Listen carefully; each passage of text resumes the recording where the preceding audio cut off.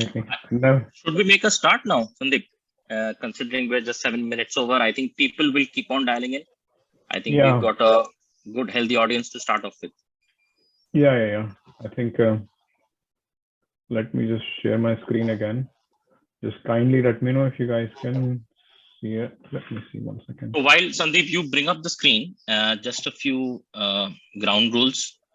Quite a few familiar faces that we're just seeing here. Quite a few new faces. Thanks for dialing in.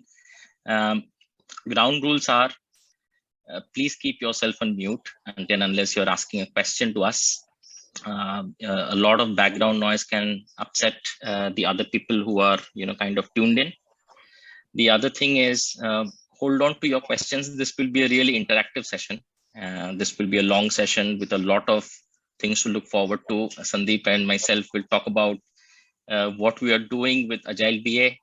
We are going to talk about a few Agile trends. We're going to talk about Agile certifications. We will demystify quite a few jargons. We will play a game as well. So people who've been our former students know that learning with us is fun, right? It's very important that you learn but have fun while you're learning as well, right? So we'll have a fun session, and don't miss the end of the session. So we've reserved the best for the last. So we've got a tool which we want to show people right at the end of the session, right? So it's a free tool that you can use at your workplace. So you can do that. And one more thing in terms of questions, do feel free to write questions on the chat so that we can pick it up later. Or if you want to kind of ask live questions, that's absolutely fair and fine. But just hold on to it till the end of the session. So we will have ample time for asking questions. Okay, so we are not going to disappoint you. Okay, Sandeep, anything that I missed? No, perfect, Chirantan. And also we need to build a friendship as well. Like we need to build up a community of like-minded people so we can help each other in the future. So you might have some sort of opportunities in the future which you would like to share with others and vice versa. So I think it's very important to build up that mindset, that community around us. So we always get what we want at the end of the day. I think after having this much of experience, we should have that much of freedom that we can choose where we want to work, with the kind of people we would like to rub our shoulders with, etc., etc. So I think that's very important at the same time, like while we're learning, to build up that friendship and to build up that community around us, So, sir, kindly let me know if you can see my screen. I'll put up the slides.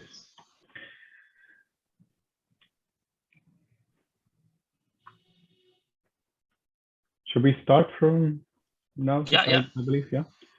So hi everybody. I'm Sandeep. I am working as a senior consultant, or you could call as a senior business analyst in a company, and we are looking after the government's project in the UK at the moment. My total experience in IT and business is 18 plus years, and I have been involved in lots of startups to blue chip companies. I've worked with billion-dollar companies to small startups. Startups are my passion. Solving a problem using the agile techniques and lean management core practices is my passion, and that's what I preach in the startups and the companies I work for. As you can see, the company is changing. The whole industry at the moment is changing. If in the past, what used to happen, if you learn one skill, you can use that skill for next 10, 15 years and you are okay. But nowadays, the changes are coming so fast that every 6 months, there is something new coming up in the market. And we have to be, really be able to understand those changes and why they are coming and what we can do to prepare ourselves. And what is coming next big thing. Chirantan will be talking a lot more on that in detail. So I will take you to the next slide, which is we also focus on the mindset growth, the growth mindset. What is a growth mindset and what is a fixed mindset? So I welcome you all. I can see that you have joined, you've taken your time out on a Sunday afternoon, evening, where depends on where you're dialing from, and you're spending your time here to learn something new. We will not disappoint you. So this is what I actually call a growth mindset. So if you have that sort of mindset, then no one can stop you from growing, you know. And there is only very few people you can see that they grow a lot within a very small age. Like, as you can say, I'll give you a live example of Chirantan sir, who achieved so much in a very, very little time. So it's a sad pattern, basically, you know. Sometimes, like, if the way we are doing things, and it's not working, so the next best thing to do is to learn from somebody who has done it and achieved the things we want to achieve in life. So and we very privileged to have Chirantan sir with us to share his knowledge and experience, and tell us some more information in great details regarding certifications, and share some his own personal journey, own personal knowledge, and also show us some really cutting edge industry tools. So I'll hand over you to Chirantan sir. Thank you so much, Sandeep. So just as a quick introduction, I won't spend too much time on this, but hi all. For people who don't know me, I'm Chirantan Mukherjee. Been in the industry for more than 18 years now. Very recently, I'm a program manager with Citibank in London, but I've kind of dabbled in different roles. That of a business analyst. I remember my journey as a business analyst started way back in 2006. When we were looking at Babok version 1, we had not heard about Agile. The industry had not heard about Agile. We only knew waterfall methodologies. And from Babok, which is Business Analysis Body of Knowledge version 1, we've come a long way, isn't it? So from 2006 to now 15 years, and I've been playing interchangeably the role of a business analyst. I played the role of a consultant, worked with different companies like JP Morgan, Nomura in banking, worked with CRISIL on the consulting side, and now I'm with Citi. Now, in all of this journey of 15 years, I've seen the industry evolve a lot, right? And that's what myself and Sandeep are here to talk about, the trends in the industry. And we want to share a part of our success story. We've had a very modest success story, and we want to share a part of that success story with yourself, so that we want you to be the next biggest catalyst for change, right? And you can do it, right? So and you know, people who've kind of trained with us, they know that we've been partnering with them in terms of their career transformation, right? Now, Agile has grown as well, right? When Agile came first into the industry, we only knew Scrum, right? So Scrum still continues to be the most popular methodology under Agile, or the most popular framework under Agile, but Agile is much more, right? Agile is a universal umbrella for so many different methodologies, right? So we can talk about Scrum, we can talk about Lean, Kanban, you know, feature-driven development, and all of this, right? Now, what we've done, myself and Sandeep, is that we've kind of joined hands with Agile BA, and we are coming up with this unique curriculum to kind of give back to the community, right? It's very important that when you are successful, when you are reached a certain stage in your career, you try and give back to the community at large, right? So you want people to grow, and we have a vested interest, right? So when you grow, we grow with you, isn't it? So that's the idea. So I won't talk about the certifications, it's all there, but essentially I'm very passionate about Agile. So I'm a PMI Agile Certified Practitioner, a PSPO, a Safe Product Owner, Product Manager. I'm also a Certified Agile Coach. That's a little bit about myself. Okay, Sandeep, should we move on? Yes, sir. Right. So why should we know about Agile, right? What's the marketability? Now, everyone wants to know how marketable their profile is, right? Now, this is a snapshot of different surveys that we have looked at from different geographies across the world. Information which is very recent, as of today morning. Okay, correct. So if you look at the top, if you look at the top left-hand corner, this is actually snippet from Indeed.com. So for people who are in the UK region, Indeed is just another job site, very similar to Naukri in India, very similar to Dice and Monster in the US. Now, if you look at this, there are 49,000 jobs for Agile alone in the United Kingdom. right? So the industry is booming, right? With a lot of demand for agile, and I think there is a real and very real and growing gap between the employer's demand for skills and the prospective applicant skills per se. Okay, so we are going to talk about it in later slides, but you can see that there is no dearth of jobs. Right now, if you look at the bottom left-hand corner, right? If you look at that, these are the jobs which are there in India, right? So you are looking at 81,221 jobs, right, for Agile.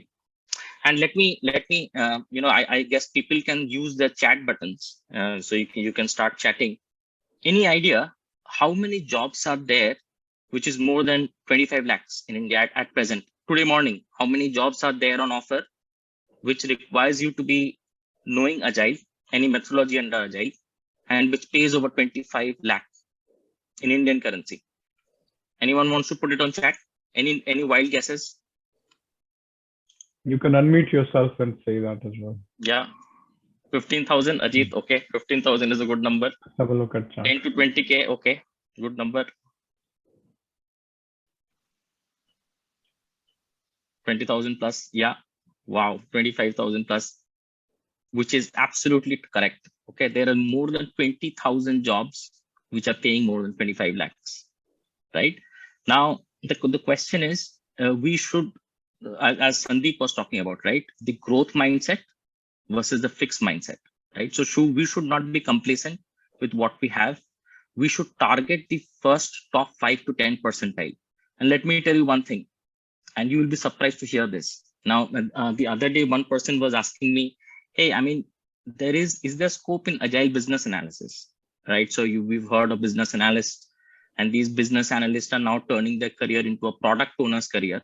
Is there scope in that? I mean, do they really get paid well?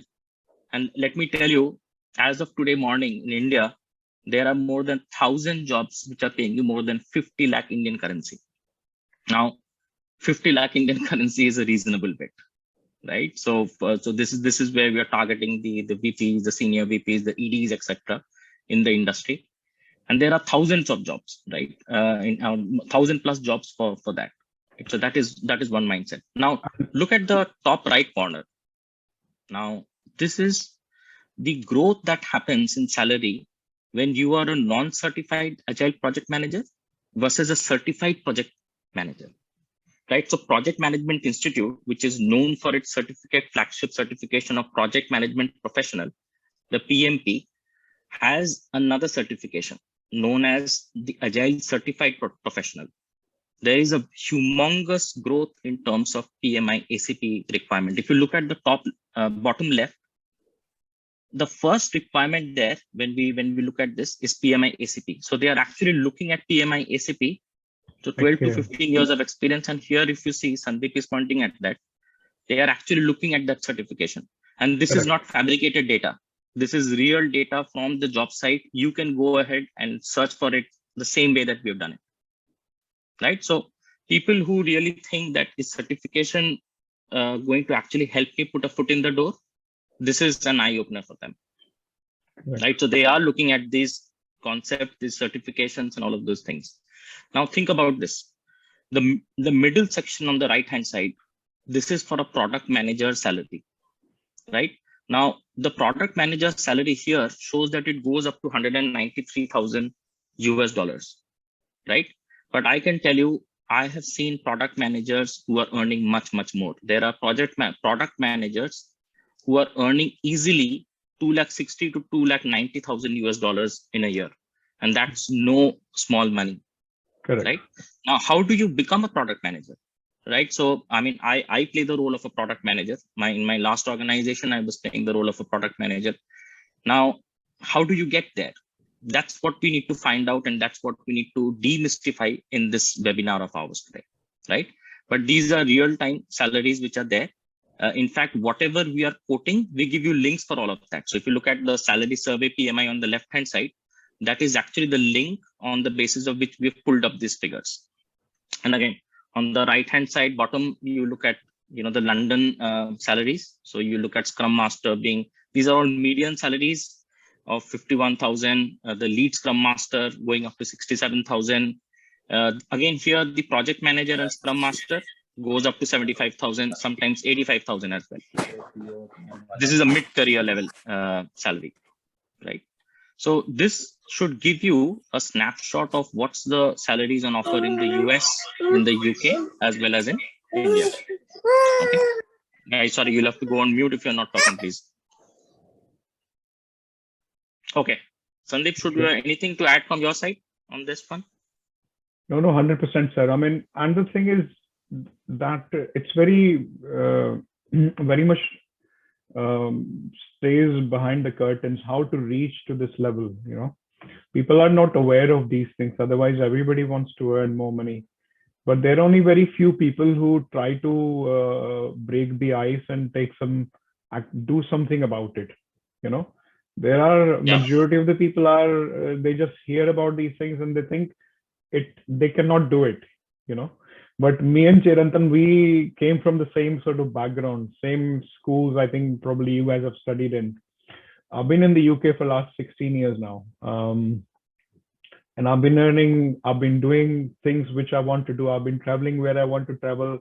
I've been buying things, you know, people can even just imagine in their dreams. And these things are achievable. I mean, the only thing you need is just step by step, you know, making the progress towards that. And I think you can take that journey, or maybe create a shortcut for yourself by copying somebody who has already been there and done that successfully. I think that will be the quickest way. I think I have made so many mistakes, so many blunders in my life, very expensive ones sometimes. And I'm sure Chirantan must be having a lot of examples like that. So we have burned our hands in so many times. We dabbled our hands into so many different ventures, so many different things, and we failed. And we grew and we learned every time we've done that. So we can give you all those things as a pill, basically, you know, while we're talking to you. So you can learn from someone else's experience, you know, and take that journey with us, basically. So thank you, Chirantan. I think I'll go to the next slide. Yeah, and while you're transitioning, Ajit, I've seen your question that you're from a non-BA background. We'll answer it at the end of the webinar. There is a particular video where we will not only just tell you this, we will show you a person who was from a non-BA background and who has successfully become a business analyst in California. Okay, so we're going to show you that person, not just tell you about her. Okay. So this is what myself and Sandeep, we call this 7 commandments to agility, right? So these are some of the success criteria which gets you as an agile professional or marks your career as a great agile professional. So the first one is simplicity. Now you would have, for people who know agile and who have read the Agile Manifesto and the 12 principles of agile, they know that one of the principles is simplicity. The art of maximizing the work not done. Now, not done is key here, right? So keep things simple. Keep focusing on your strength areas. Do not think about your weaker areas. I think keep focusing on your strength area, grow your strength areas, and try to keep your weaker areas at a bare minimal. Very important thing as a business analyst and as an agile product owner, sometimes we have to learn to say no. Right, so there will be customers who will come at the middle of a sprint asking for certain things. Keep it simple, guys. The Scrum principles say that the Scrum values or the Scrum goal, until and unless the entire Scrum goals change, we are not should not be changing anything in the middle of a sprint, right? So keep it simple. Now look at the second principle, ambidexterity. And I'm not saying that ambidexterity means working with both the hands. We are not saying that you have to work with both the hands. But know that the industry is appreciating and valuing dual skills. Right now, what are these dual skills? These dual skills are skills that you have to ensure that you have in your kitty. So the combination of skills, right? So let's say you're a BA plus a project manager, or you're a developer plus a business analyst, or you're a tester plus a business analyst. These dual skills is adding value in the industry, right? So ensure that whatever is your main skill or main role, you develop a side role which will add value to your profile. In terms of communication, it's very important that we focus on reflective improvement. We have motivate, we have coaching skills. There is no one communication style which works. So ensure that we are communicating with stakeholders. Stakeholder management is very, very important when it comes to agility.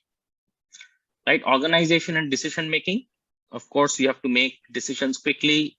Ensure. So when you're practicing agile, right? People think that agile is a big buzzword and it will change things dynamically, like a big rocket science. It is no rocket science, right? I mean, agile, to be honest, has been there from the 1950s. Right, in 1950s, the Japanese in their company like Toyota, etc., were following the same principles. They were following just-in-time inventory. If you remember what is just-in-time inventory, they were doing lean. They were following lean. They were kind of minimizing waste. Right. 100%. So organization and decision making is very, very important. Right. Now in adaptability. Now adaptability is very, very key. I cannot overemphasize this enough, but adaptability in order to accept change and to identify and reduce the ambiguity and the risk. Now look at number 6. It's okay to fail, guys. I don't think you've had so many presentations where a presenter or presenters are saying it's okay to fail. Correct. People keep on talking about success, right? But Sandeep and I recognize through our journeys as well, not every year has been great. Not every organization experience in its entirety has been the best to look back to. Right? It's 100%. okay to fail, isn't it, Sandeep? You can also relate to this. Yeah, sir. I mean, see, over the years, I've tried so many things, and more I've tried, more I've failed. More I failed, more I learned, and here I am. I've become successful eventually. One thing will click. Basically, just the people who are successful, they are only successful because they've tried loads of things in a very small time period, basically. So they keep trying and see, okay, this has worked. Okay, fine, wonderful. This hasn't worked. Let's leave it, and let's move on. And that is the only way, guys, just to fail. If you fail, you go to the next thing. If that works, great. If it doesn't work, just try the next thing. And more quickly you do it without getting demotivated, the best it is actually. I mean, do you not think that all these guys like Mark Zuckerberg and all these big boys, they haven't failed in their lives? Like, look at Elon Musk. Like, he's a big failure. So many ways he's failed at so many times in his life, and now he's the richest man in the world. I mean, there was a time he was going bankrupt, and I think he just said, like, I'll try it. This is my last try, when he was launching this rocket. Otherwise, he would have just gone fat, basically, from that point onwards. But he, and that is the only difference in between that successful mindset and, non-successful people, basically, in life. And that is the key, guys, right? You need to have that confidence, and you need to see someone copy someone else's success, basically, because success leaves clues. Success, when you go on a success journey, there are clues there on that journey. So meet people who can actually give you those clues and help you to grow your own career, and just you can paint your own picture, guys. Chirantan, sorry, we got the 7th one here. The continuously upskill. Now, in this one, I want to share one trade secret. Okay, so I'm sure there are many people, Sandeep, you'll agree with me, who are struggling to meet their goals. Correct. Right? It could be a goal of meeting a certification. It could be a goal of meeting a particular job change. It could be a goal of switching an industry. Right? So many of you here are possibly here because you want to switch an industry. I mean, you've been along in one industry, it's not working out for you. You are thinking at the back of your mind, is this the right time to switch that industry? Now, one of the things that I have continuously practiced, and it's a habit forming thing, it's a very small thing to do, is how do you inculcate a habit? How do you ensure that you follow the goal? And I'll tell you something very simple. 2 things that you need to do. One is write down your goal. We have goals in our mind, but we never write it down. Right? We don't ever do that the planning aspect well, because if we don't plan, we don't execute. 100%. Right. So right at the end of this workshop or this webinar, we'll be showing you this tool where we'll be looking at one retrospective technique, right? An agile retrospective technique. So that's so hold on till then, where we show you how to write this down. But please bear in mind, write down your goals. Okay. The second thing is do something consecutively for 21 days. Okay, just do it for 21 days. The time is not important, right? So you think that, okay, the Babok as a book is a very dry read, or let's say I'm preparing for my PMP. It's a very dry thing. I don't want to prepare for my PMP, right?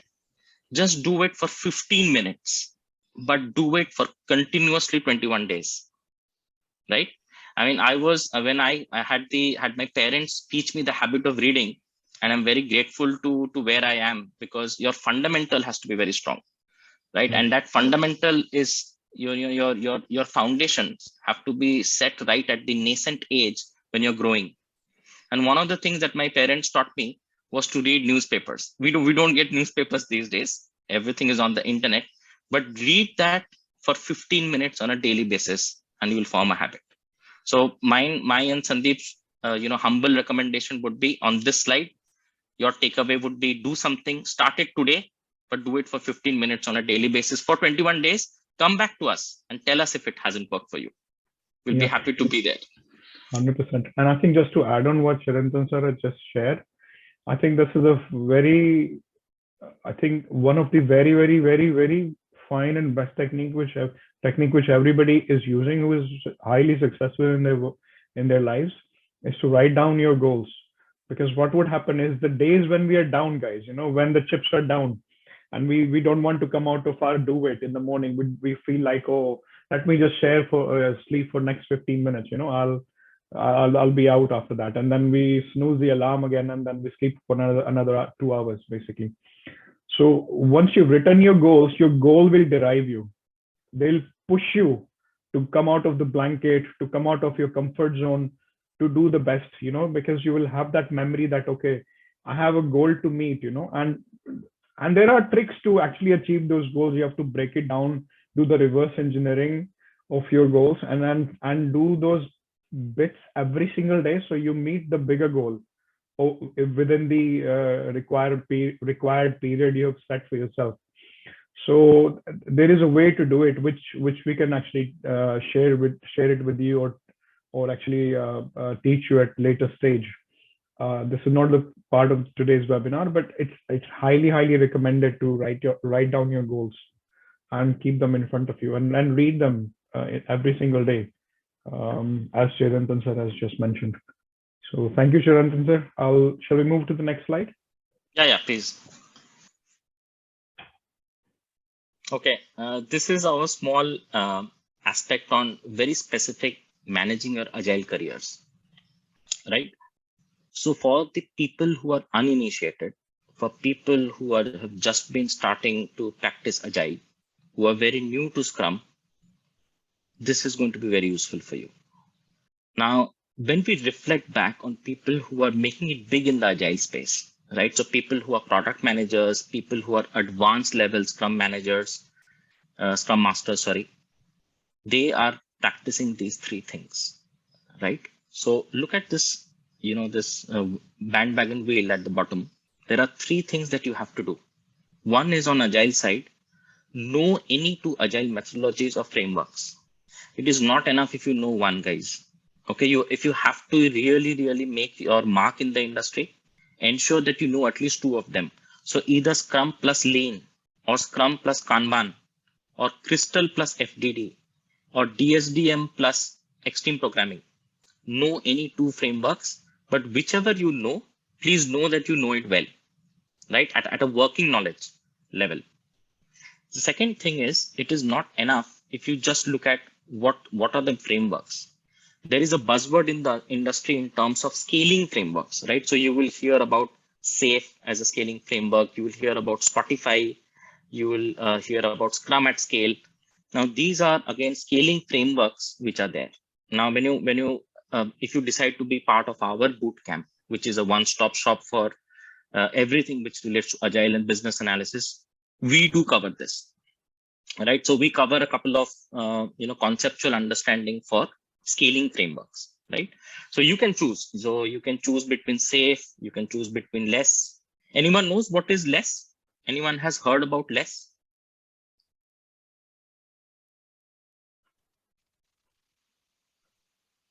Anyone has heard about DAD? Not DAD as in the father, but DAD as a scaling framework. Okay, so Simple less to stands putting for it in large chat. scale scrum. Yeah, so people who don't know, less stands for large scale scrum. There is defined agile as well. So DAD is for defined agile. Now, these are all the popular scaling methodologies. Now, on the left hand side of this bandwagon wheel, on point number 3, these are for the experts. So people who have been there, done that, but where you see that your career is stagnating, right? So you're reaching that AVP level, that VP level, that director level, but you can't see beyond that. Remember, don't settle for less. All of us can be MDs. All of us can sit in the board of directors, right? 100%. All of us can do that. Now, in order to do that, we need to differentiate. And this is that differentiation, right? So when you become an agile coach, there are two different ways, very, very popular paths for coaching. One is the International Consortium for Agile, for which there are many certifications. I am myself certified from International Consortium as an Agile certified coach. But you can also choose the ICF curriculum, right? So this is for life coaching. So Sandeep and I are life coaches. We both are life coaches in one way. If you are interested in becoming a life coach, you should look at Integrated Coaching Federation. There are quite a few paths for life coaching, and this does one more thing. Let me tell you what is that one thing which it will do, and not many people openly talk about it. And it is, if you don't talk about it, you don't know. If you're not aware and you're not able to diversify that risk. So let me tell you what is the risk. And many people who have reached that 12 years, 13 years, 15 years, 17 years in their careers in India or elsewhere will be able to relate to this risk. So let me tell you what the risk is. The risk is the higher you earn in terms of your experience, the more expensive your CTC becomes, right? Your cost to the company becomes higher. And when your cost to the company becomes higher, there is always a risk in private limited companies that you will become redundant. And today, let me tell you, it is a reality. Redundancy does not come only from performance. There could be other attributes for which you are made redundant. Maybe you're a rock star. Maybe you're performing very well. But if you've been following the industry, especially in India, you know that the higher you earn, there is always that axe which is looming large on your neck. Now, this coaching thing is going to diversify that risk. Now, once you become a coach, you can also play dual roles, right? So you can be part of delivery execution, or you can be part of the coaching world as well, right? So you do not have to really put all your eggs in one basket and only rely on delivery execution. Correct. Okay. And for people who are starting Agile, people will be thinking, hey, Chirantan and Sandeep are only focusing on the people who are experts. No, the tools here on top, on the section called Career Growth Framework, those are the things which you should be aware of. These are the things which should be there in your CV. See, we are looking at your CV right now, right here on this webinar, right? So Agile envisioning. What is storyboarding? Do you have storyboarding as part of your CV? Do you have anything to do with lean canvas, the business model canvas, the decision-making canvas? Are these part of your CV? Ask yourself that question. Do you know what is a product vision box? What is an elevator pitch template? If you know Agile, you will be knowing what's a customer journey map. Do you know how to draw up a customer journey map in a tool, on a tool? Use case diagrams, prototyping. These are all nothing but essential aspects of your CV, right? And then again, the last sentence here, ensure that you know Jira. We cannot overemphasize this. Most companies use Jira. So JIRA, which is the name which has come from Gojira. It is an Atlassian tool. Ensure that you know what is DevOps. Ensure you know some of these tools. So collaboration tools like Asana, collaboration tools like Trello, LeanKit. These are things that you must know how to use them. right? So please ensure that some of these are featuring on your CVs. Okay, Sandeep, can we move on? Yes, sir. Okay, now this is a snapshot of the videos that we are giving away, right? These are also some of the videos which we use interchangeably in our trainings, but people who are uninitiated, right? So who is a product owner? We are not going to play this now, but these are links. Who is a product owner? Now, there is a lot of confusion that is the product manager the same as a project manager? Correct. Is there any difference? Is there any difference between a project manager and a product manager? So all those things are demystified here. Now, if we know Scrum, and these are interview questions in the industry. Hey, so you know Scrum, which means you also know Safe. It is not essential that if you know Scrum, you know Safe as a scaling model, Correct. right? So these are free videos, which we will give away only for people who are dialing into this webinar. You will have access to these videos later on. Thank you. On that note, guys, kindly leave us your email addresses in the chat box. Very Because important. people who are on this webinar will be getting a copy of this webinar as well as these slides we are using here. So you can use them and have a look at them at later stage. Thank you, guys. Shall we go to the next slide, sir? Yeah, please, yes. So while people are putting their email IDs, and it's a sincere request that all of you put in your email IDs. We don't need your phone numbers, just your email IDs, so that we can send the material back to you. Okay, now this is an agile certification comparison, a very simplistic comparison, because people who are wanting to make that difference and who want to get certified want to know what's the difference, right? So this is that grid, right? So you have a PMI ACP, which is the Project Management Institute Agile Certified Practitioner. For this, you need 2000 hours of general project experience and 1500 hours working on agile methodologies. This also requires 21 contact hours of training in agile practices. Coincidentally, while we're talking about this, we cover PMI ACP as part of our boot camp, right? So this is something that we are doing as well. The next one is the certifications from Scrum Alliance. So guys, people who are following the Scrum Alliance was formed in early part of 2000 and continues to be one of the flagship organizations. So they award the certification starting with C, right? So a certified Scrum Master, a certified Scrum Product Owner, a certified Scrum Developer. These are all the things which are part of the certified Scrum Master route. So this is the thing. Now, just a very quick comparison between certified Scrum Masters and professional Scrum Masters. If you look at the second last column, the PSM is by an organization called scrum.org. And Sandeep, you remember that day we had a query we were discussing, and I think it's important to talk about these questions from the industry which come to us, right? Because we are into training and all of those things. That what's the difference between CSM and PSM, and why are me and you focusing more on PSM and PSPO, isn't it? So that is one of the things which came to us as a question. So just for the benefit of everyone. It came so many times, I think. Many times. Many people have asked us this question. Agree. Many people have asked us this question. I think the difference is in terms of, A, the cost, B, the certification requirement, and C, the continuing development units of hours of experience that is required. So let me give you an example. So if you are doing CSM, you will generally need to attend the training by a certified Scrum trainer. And the trainings in the UK market are no lesser than 700 to 800 pounds, right? Whereas if you are doing professional Scrum Master, there is no mandate. I'm repeating, there is no mandate that you have to be taught by someone from the same institute. Anyone who is a certified agile person or who is a certified trainer in such, not necessarily from scrum.org, can give you that training. The cost, of course, for PSM and PSPO is lower. If you look at this is $150 and $200. But if you compare it with a CSM, the cost is higher, right, in terms of certification.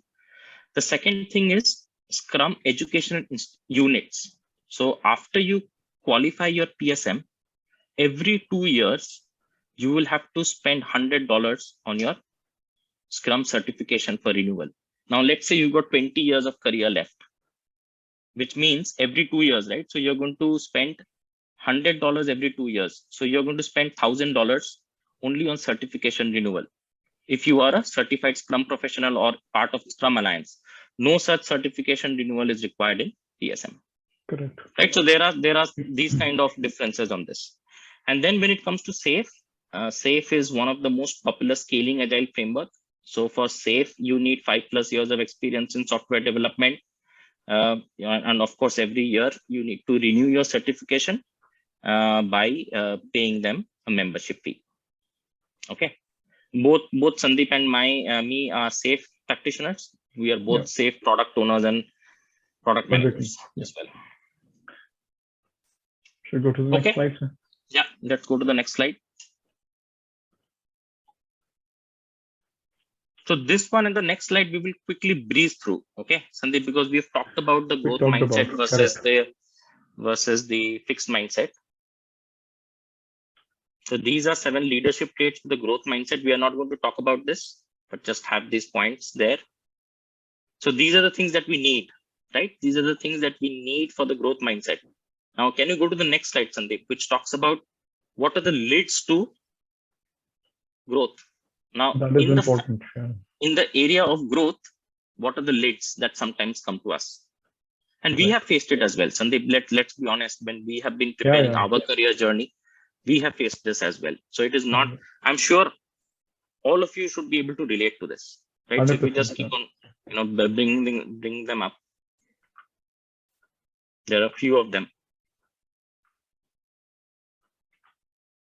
Okay, we'll leave it on the screen. We don't want to talk about these. These are sensitive topics.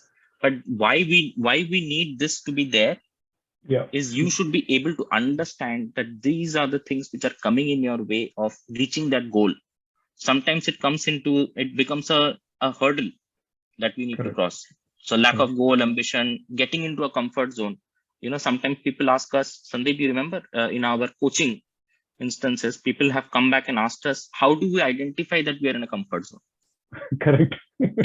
How do we even know that we are in a comfort zone, right? So the biggest way to identify whether you're in a comfort zone is go and write down what you've been doing in this year in your company and what have you been doing in the last year in your company. Correct. If you've been doing the same thing, no change, just a change in the year, you're in a comfort zone. Simple. I think I give an example at this stage normally. I ask people this question, like, what do you think a tree, how much a tree can grow? I mean, does anyone know the answer? How much a tree can grow?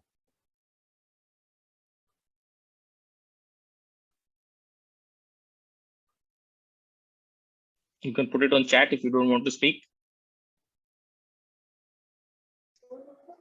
Well, ideally, it depends on how deep the roots are. Yeah, okay. That's okay. Anybody else? The circumference of the tree. Okay. Anyone else?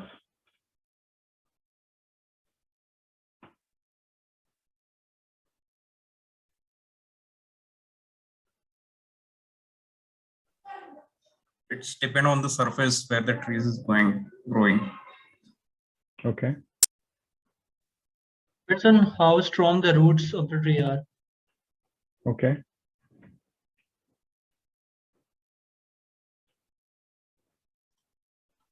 Depends upon what the water basically depends upon the sunlight, water, and all the condiments it gets basically nature wise. Yeah. Okay. I think Sampada said indefinitely. Yeah, I mean, a tree will grow as much as it can grow. So it depends on all these things you guys have said: water, roots, soil, circumference, everything. So it will do its best to grow as much as it can grow, basically, right? So it will not try to hinder its own growth. And so is everything else in the nature, just not tree, all the animals and everybody else around us just become, they become the best in whatever they are, whatever nature have made them. But we human beings, we are the smartest people on the planet. We put a lid to our growth, you know. We come in between us and that that growth we would like to have in our careers, in our lives.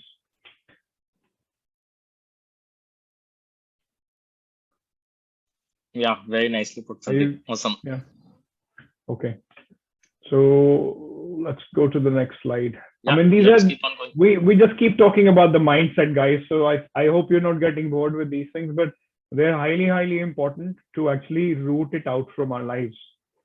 Just not for becoming this or gaining a certification or achieving just our professional goals, but our personal goals as well. That could be spending more time with your children, giving more time to your wife, to your husband, going out, going out more often, go and travel the world. It could be anything, right? So just don't let things stop you. Let's go to the next slide, I think. Yeah. So on this, we wanted to show you agile trends. Very important, guys, right? You're attending this workshop. This should be one of your most important takeaways. Now we are giving you the source of these. Now, because myself and Sandeep are agile practitioners, we get copied on many such publications. Couple of those publications, let me tell you, on the right hand side bottom. So let's go to the source first. What is the credibility of this information? So this is the State of Agile report by Digital AI. Digital AI is one of the front runners in terms of publishing agile related kind of surveys. They are actually official partners for Scrum Alliance and Scrum.org. Now, one is the State of Agile report. The second one is the salary survey, right? There is a salary survey which was done by Scrum Alliance. These are the institutes which actually give you the certifications, the international bodies. So these are not me and Sandeep who are talking. This is the statistics from the industry bodies, right? The education providers plus the consultants who are partnering with these bodies, right? So if you go to in the top left, right, and if you zoom this, you can see that your salaries are increasing with the number of years of experience, right? Now, what do you see there? Average number of certifications. The number of certifications, the higher number of certifications that a person holds in their journey, and with years of experience, 10 plus years of experience, they are definitely growing, right? So there is definitely a direct proportion, in terms of the certification that they are doing and in terms of their career growth. Right now, look at the bottom top side, the average annual base salary. The average annual base salary, if you're looking at 10 plus years, 7 to 10 years and 10 plus years, we're looking at $136,000. Right? And what are the things that they are doing on the top right hand corner? If you look at it, Scrum Masters are earning how much? Product owners are earning how much? And how many certifications do they have? So Scrum Masters with 3 to 5 years of Scrum related experience is earning $91,000. With 5 to 7 years of Scrum related experience are growing to $103,574 as a median salary. Remember, these are all median salaries. Now, on the left-hand side, Sandeep, if you can just zoom in a little bit. This is very important because people have a common myth and we want to demystify that. So that is IT the only industry which is hiring. Okay, so and look at, right. These are the industries, right? Is IT the only industry which is paying? If you look at it, IT, the average annual base salary by industry, IT is paying $91,608. Look at the industry just below that. Media and entertainment is paying more than IT. 100%. Yeah. Retail on the right hand side is paying more than IT. Education is paying more than IT. You can see the education companies which are hiring big time Scrum Masters, big time product owners. The advent of Byju's, the advent of White Hat in India, and all of those things, right? They are investing big time in Scrum and Agile, right? So people who are not from an IT industry, please make sure and understand this, that you are very, very welcome. It is not necessary that you come from an IT background, right? All the sectors are employing Agile practitioners. Yeah. Okay, should we go to the next slide? Yeah. I think we are going to give this data back to them. So this is the quiz, right? Fun part. This is the fun part. Okay. So all of you must have been bored by listening to us for some time. So let me just copy and paste here. We will use Mentimeter for this. So there are some questions which are there. So you have to go to menti.com, or I'll just put it here. If Just you give me kindly one. put it in the chat, sir. Yeah, I'm putting it on the chat. Thank you. Yeah. Can you go to that link, all of you guys?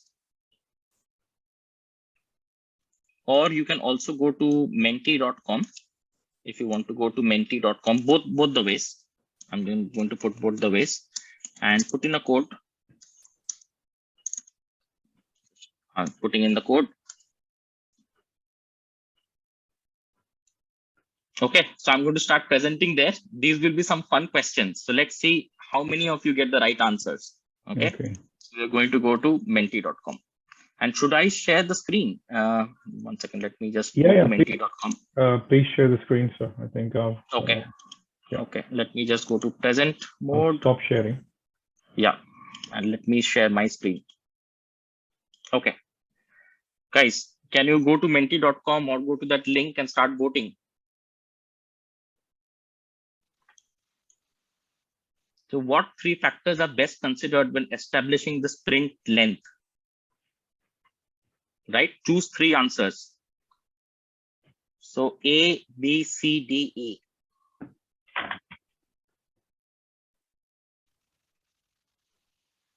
Okay, which are the ones? No one is voting. Is anyone voting? Yeah. The ability to go to market with a product release. What else? Okay, the second one. So B.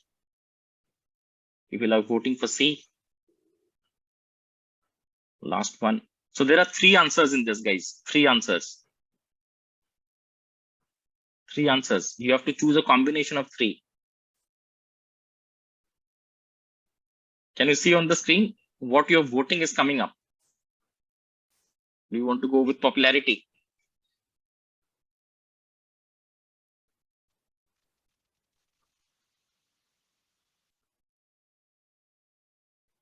So people are going with E. Okay, E is definitely one of the answers.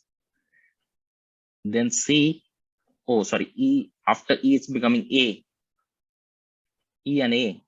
Wow. D is catching up. This is a fun part. D is catching up. E definitely is there. So E, D, and A, according to you guys. E, D, and A.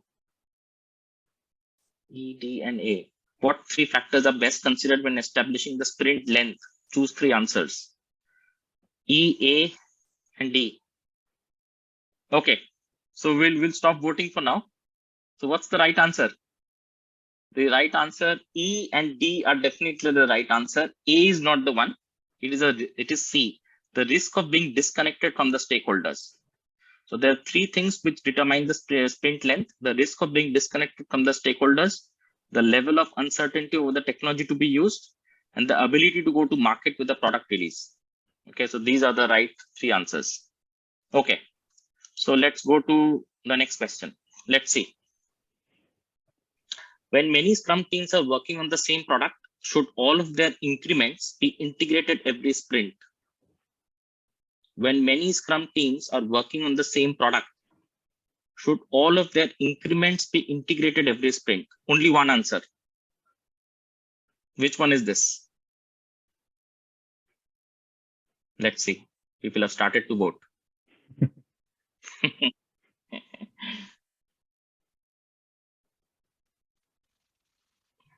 B looks like a clear winner. No, each Scrum team stands alone, isn't it? Yeah. Why should, if it's the same product and different Scrum teams are working on it, they should all be left alone. Makes sense. Wow. B is reducing now. No. It's catching up. C is picking up. Yes, but only for Scrum teams whose work has dependencies. Of course, I mean, if you don't have dependencies, why should you be integrating them? Remember, I am a devil's advocate. I will give you all sorts of misleading things. Don't judge by my comments.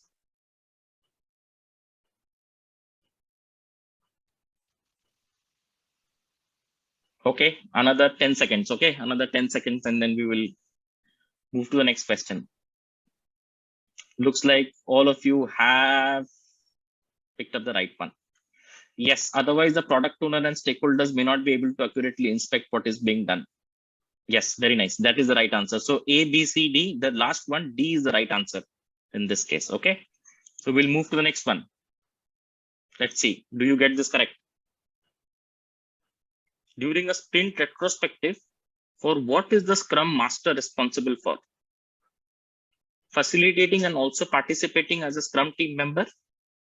Second one is only facilitating. Scrum Masters isn't supposed to participate as a Scrum team. Summarizing and reporting the discussions to management. And acting as a scribe. Yes, that looks like the right answer. Acting as a scribe to capture the development team's answers. Prioritizing the resulting action items. Wow. The last one looks to be popular one. Sandeep, what do you say? The favorite. The favorite.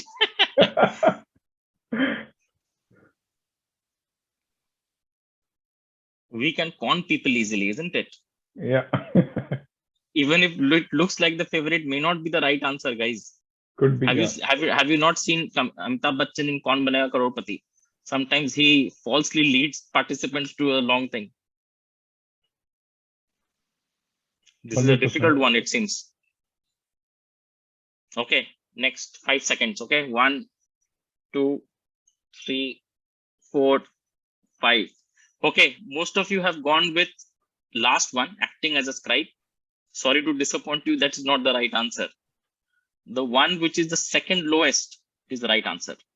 Facilitating and also participating as a Scrum team member. Please remember, the Scrum Master is part of the Scrum team.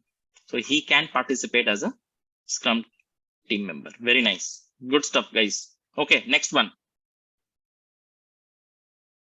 Wow, let's look at this. What would be the best way to approach architecture as the Agile Manifesto principles recommend? The architecture is, it is emerging from self-organizing teams. It is defined and planned upfront in the planning phases. Not important, but functionality is important for stakeholders. Oh my God. Someone says architecture is not important. The last one says defined and planned upfront in the planning in the first sprint, I think. Wow. Everyone is saying defined and planned upfront in the planning phases. Oh, someone says emerged from self-organizing teams as well. The battle is heating up now. Guys, are you liking this? If you are liking it, please can you put yes? I think this is the fun part of the workshop. This really is exciting always.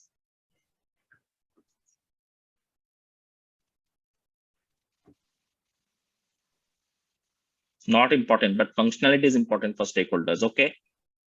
Defined and planned upfront in the planning phases seems to be the clear winner. Oh my God.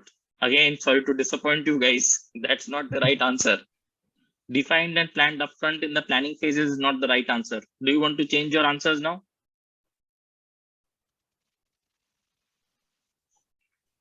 Okay. It is emerged from self-organizing teams.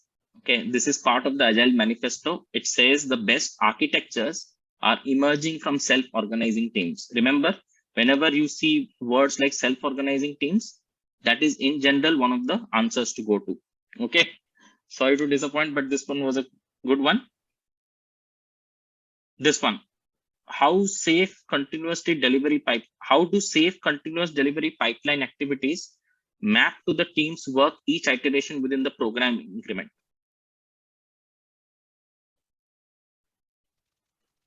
Which one is the right answer here? Any idea, guys?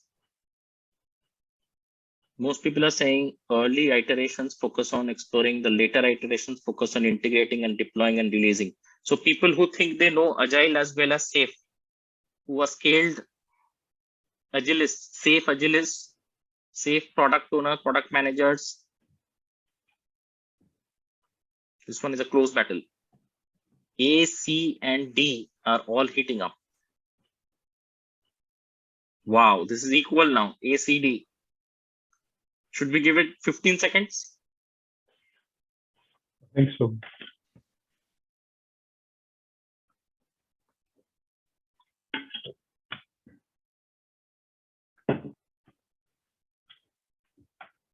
Yeah, I think at the end of 15 seconds, the winner is here. The answer is the last one. Each iteration in the program increment, teams are exploring, integrating, deploying, and potentially releasing new value. That is the right answer. Okay, so with that, my part of the fun ends here. I hopefully this was a good, enjoyable one. Back to you, Sandeep. Yep. Thank you, sir. It's very kind of you, and it was a lovely quiz. We really enjoyed it. Let me go back to the slides, guys, so we do not lose a track of the time.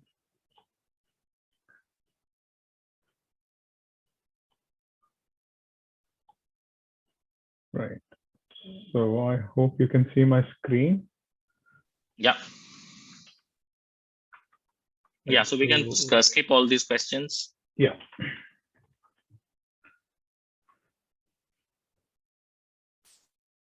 Okay. So, Sandeep, should I just give them a quick overview of the Agile and Scrum offering that we have, right? As part of the boot camp. Right now, this boot camp is a very, very unique one, guys. I don't think anyone else other than Agile BA is doing this work, this boot camp anywhere else in the globe. Okay, not you will not find this curated program anywhere else in the globe. If you do find it, do let us know. Okay, so there are 3 courses that we have. The first one is known as the PMI ACP one, which is the PMI Agile Certified Practitioner. So these are for people who have some experience of Agile, so 1500 hours of Agile, and we kind of make them ready for the very important, the very sought after certification on Agile Certified Practitioner by PMI ACP. This covers each and every framework, which is Scrum, Lean, Kanban, Crystal, DSDM, FDD, everything it covers, right? Extreme programming, all of these things it covers. The second, curriculum is the one which is PSPO and PSM. Now, remember, in the industry, you will either get a professional Scrum Master or you will get a professional Scrum Product Owner, but you will not get both of them under the same umbrella. So the second course that we offer is actually both PSM and PSPO knowledge, at the end of which you can write any one of them. At the end of the 2-weekend journey, you will be able to write any one of these courses, or you can write both of them as well. So you can become in one shot a professional Scrum Master as well as a professional Scrum Product Owner. Right now, the third course, which is a boot camp, is actually a combination of all of them. So it's a combination of PMI ACP. It's a combination of the PSPO and the PSM. And in fact, we have also integrated the business analysis workshop. So we also conduct a master business analysis workshop, which covers CBAP curriculum, so certified business analysis curriculum. And this integrated workshop makes you an agile business analyst from end to end, right? So this is a bigger curriculum. This is 4 weekends plus almost 5 weekends. So almost a 9-weekend curriculum, which at the end of which it is our guarantee that you will be able to face each and every work related question. You will be able to face each and every interview with a lot of confidence. So with that, Sandeep, why don't we look at the videos? Should we spend a few minutes looking at the videos of what our testimonials are? A sneak peek into maybe one of our classes. Maybe we can also give them a sneak peek into one of our classes. Let me just start it. Kindly let me know if you can hear the sound. I'll just open the YouTube. Just give me a second, please.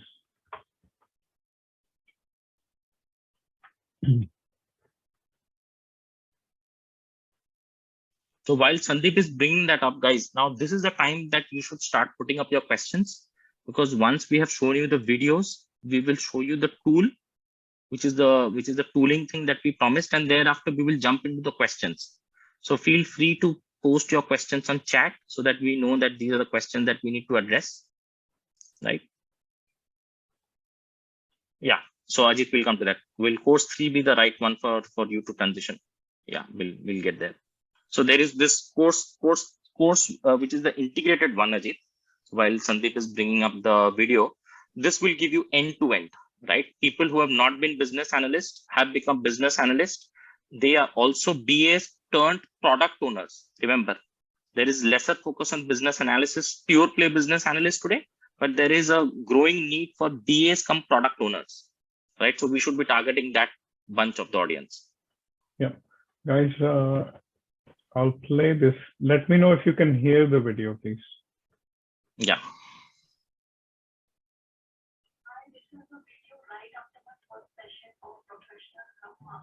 Yeah, we can hear. The sound needs to go up a little bit. Okay. And we can't see it now. Sandeep, you'll have to show the video. I don't think we can see it. Okay, 1 second.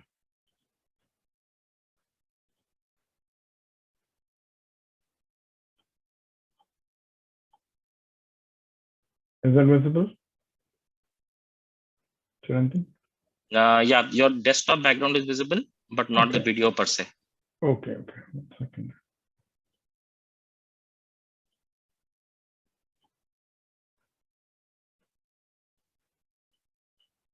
Yeah, visible now. Visible now. Okay. Let's see if you can hear this. Hi, this is the video. Yeah, we can hear it. First session of professional Scrum Master and professional Scrum Product Owner training, and this was a 4-hour session. And you can see I'm not bored, right? Like some of the trainings, these kind of trainings are generally bored. But this was the training led by Mr. Sandeep Chaudhary and Mr. Chirantan Mukherjee, and they are industry experts carrying 18+ years of experience in Agile, PA, PM, and as a product owner. I'm really privileged to be trained by them because they have made us understand the concept very well, went into detail, and answered all our questions. They were not in a hurry to complete the syllabus. One of the key things they did is to amalgamate the theory knowledge with the practical knowledge. It was not just the theoretical concepts they taught us, just to pass on the examination of the certification that we are aiming for, but they helped us understand the industry concepts of what happens practically in Agile world, what the Scrum Master does, who is the product owner, what the roles and responsibilities are. It was just a first session, and we have understood so many things. I'm really looking for more sessions, basically a sprint, right? So it's a 2-weekend session. So basically it's a sprint for us. So amazing job, Sandeep and Chirantan. I'm really looking forward for this training. Thank you so much, and thank you for all the efforts you have put in to create the material, to have all the material organized in the Trello board for us. So thank you so much. I'm sure it will be helpful for us and in our career growth. Thank you guys. Cheers. Bye. Hey guys, it's Loknath Kishore Sana. I'm attending. So Sandeep, should we cut this here just because of lack of time? I know there are other people who want to talk about our training, but I think we are just giving them these videos, right? So when we kind of share across the PPT, we will send them all the testimonials. Should we also look at any of the BA tools, for example? So on the BA workshop. Yes, definitely. We can. I'll just pull up some BA tools which we have used in our previous batches. Yeah. So people who will be interested in the business analysis workshop. Yeah. Oopsie, sorry. So the objective. Oopsie daisy. We have looked at when we were doing accessibility, but we just. Is it audible, guys? Yeah. Okay. To ensure that requirements and designs at different levels are aligned to one another.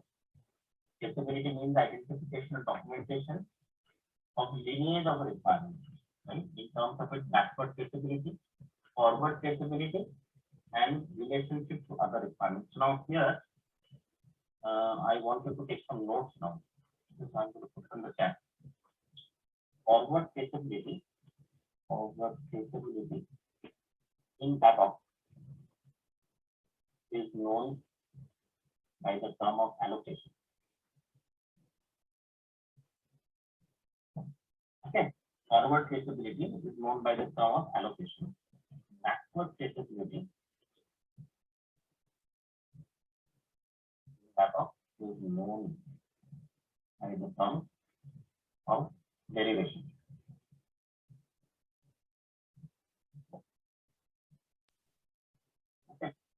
Is it possible to forward a little bit, Sandeep, just to show the actual template that we have created? This is a one-off template, a unique industry template that we have created, isn't it? It's not there anywhere. We'll give you this video, guys, as well. Yeah. So Yeah, this one. I might be good at other things. This one, right? yeah. That's what Chirantan himself will be doing, best of himself to help. Yeah, he now knows the truth. We continue to it, Kavita. Yeah, that's what Right. So guys, if you can just pause this, Sandeep, if you just pause it here. So because I wanted people to look at the screen, right? This is an end-to-end requirements traceability matrix that we've come up with, right? So right from the charter, it comes to the high-level requirement, comes to the BRD, the FSD, then it goes to high-level design, goes to low-level design, and who is doing it, right? So the developer is responsible for the low-level design. Then the QA lead is supposed to write or draft the test strategy. Then the testers are supposed to write the test scenarios and the test cases.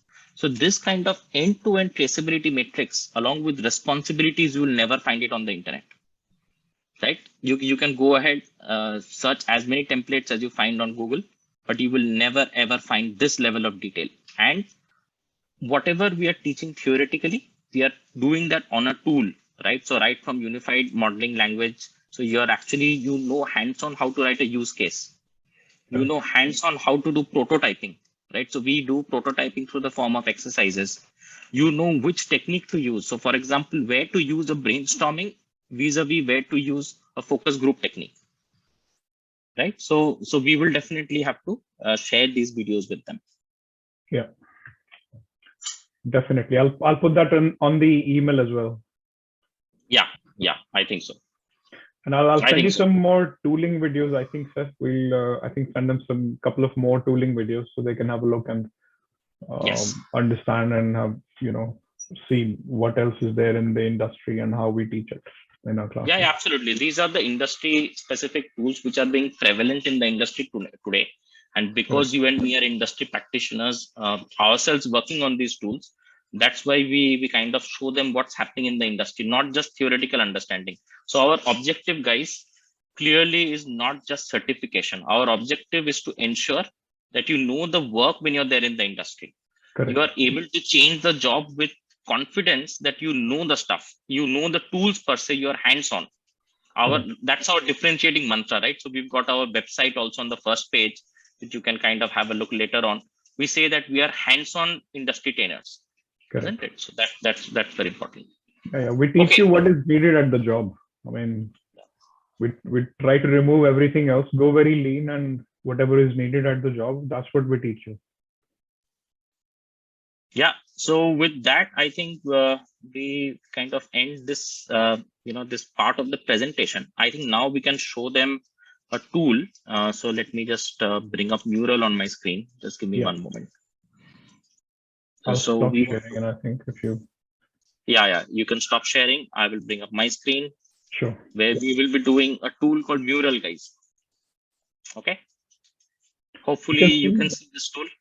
Hopefully you can see Sandeep. Is this visible now?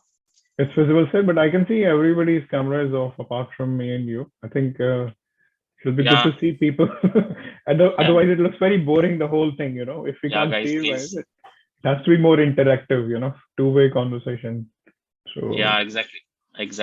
We need to see you all. We need to see your pretty faces, and also I think, sir, when you sit for an interview nowadays, everybody is working on Zoom. I haven't been to my office for last, God knows, a couple of years now. And I'm working on the Zoom every single day. And I think we need to build up this confidence to show ourselves on the camera and to be able to communicate on the camera. So I think let's start from here. Let's take this as an opportunity and turn our cameras on, guys. Thank Yeah, you. thanks for bringing that up. So, so this is a tool, guys, called Mural. Okay, this impersonates a physical whiteboarding technique. Right now, when you are in office physically, you can actually go to a board and draw stuff, and people in one room can see that. But nowadays, you will appreciate that we are all on a virtual sharing platform. More often than not, we are on a platform like Zoom that we are using today, even at our workplace. Now, when that happens, how do we actually share things and collaborate? Right? So let's say there is one particular template on which we want to collaborate as a team. How do we do that? And that can be done through this app called Mural, M-U-R-A-L. Now, Mural is a third-party tool. It's a free open source tool.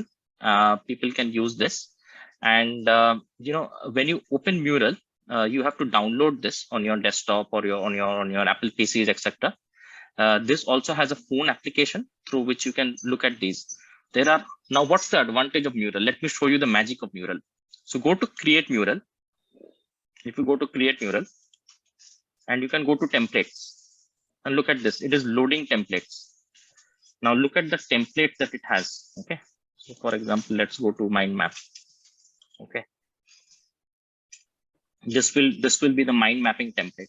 So many different ways in which you can do a mind map template. Now for a moment, let me go back. Let me show you what are the other things which are available. Right. If you keep going to the right hand side, there are so many templates. Right. Wall of work, brainstorm an idea, conducting a brainstorm, a business model canvas. So let's say you're doing a strategy work, right? So you are, let's say, doing a strategic part. You're in the agile envisioning stage, and you are looking at whether a particular idea will have business perspective, whether it will serve the business feasibility analysis, cost versus benefit analysis. Now, there are these tools known as business model canvas, lean canvases, which are used, right? Now, how you can use it is very easy, right? So you can create this, you can use this template, and people can collaborate on this, right? And I can actually share this. So I will share my workspace with all of you who are attending today. You will be able to see some murals that we have created. Okay, now if you go back, now let's say I want to look for a particular, let's say I want to look for a particular tool or mural, right? So if you look at project planning, SWOT analysis, roadmaps, user story mapping. So if you want to do story mapping, you can go there and use that template for story mapping, right? Isn't it? Now, how do we use this? See, create mural from template. Okay, you click on that. So you bring on top of this, and then you have to drag and drop from your templates here on the left hand side. If you look at this, look at my saved mural templates, right? So for example, you are doing a retrospective, right? Now in this retrospective, there are sticky notes will come on the left hand side. Those sticky notes you can drag and drop here, and you can actually say what went well, what didn't go well, what are the actions to take. Now these are things which generally, we struggle with, right? We don't find a template to do retrospective. You can do retrospective. There are so many things you can do here, right? I'm just showing you the sheer length and breadth. You can do a SWOT analysis, right? So let's say you've got a SWOT analysis to complete. The strengths, weaknesses, opportunities, and threats. The strengths and weaknesses are your internal ones. The opportunities and threats are your external ones, right? So, you can use the SWOT analysis as well for your work. And how to do that? Of course, we don't have so much time to do this completely. So what we will do is, for people who are attending this webinar, we will give you step-by-step guide how to use Mural. Okay, that will be a video guide. So you can actually pause the video, work on your mural, and ensure that you're able to complete that mural step. Okay, Sandeep. So I think just cautious of the time, we can't do everything here, but we will give them the video of how to actually start on Mural, right from downloading Mural and working with Mural and working with template. We'll give them that video as well. Yeah, I think we have a very limited time, and we have to answer all the questions as well. We have already been here for an hour and a half. Yeah. So let's give them a chance to ask questions and any queries they might have. Yeah. So going back to questions now.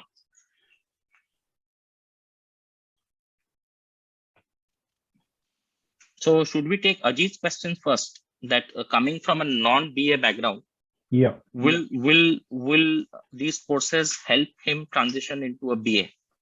Correct. Right. I think Sandeep, we have transformed lots and lots of individuals, right? So from a non-BA background to a complete BA background. In fact, one of the videos that you're going to share is a testimonial like that. A person who was not from a BA background attended our course on the business analysis side and is a successful CCBA, certified competency in business analysis, and is also a product owner and is a business analyst in California.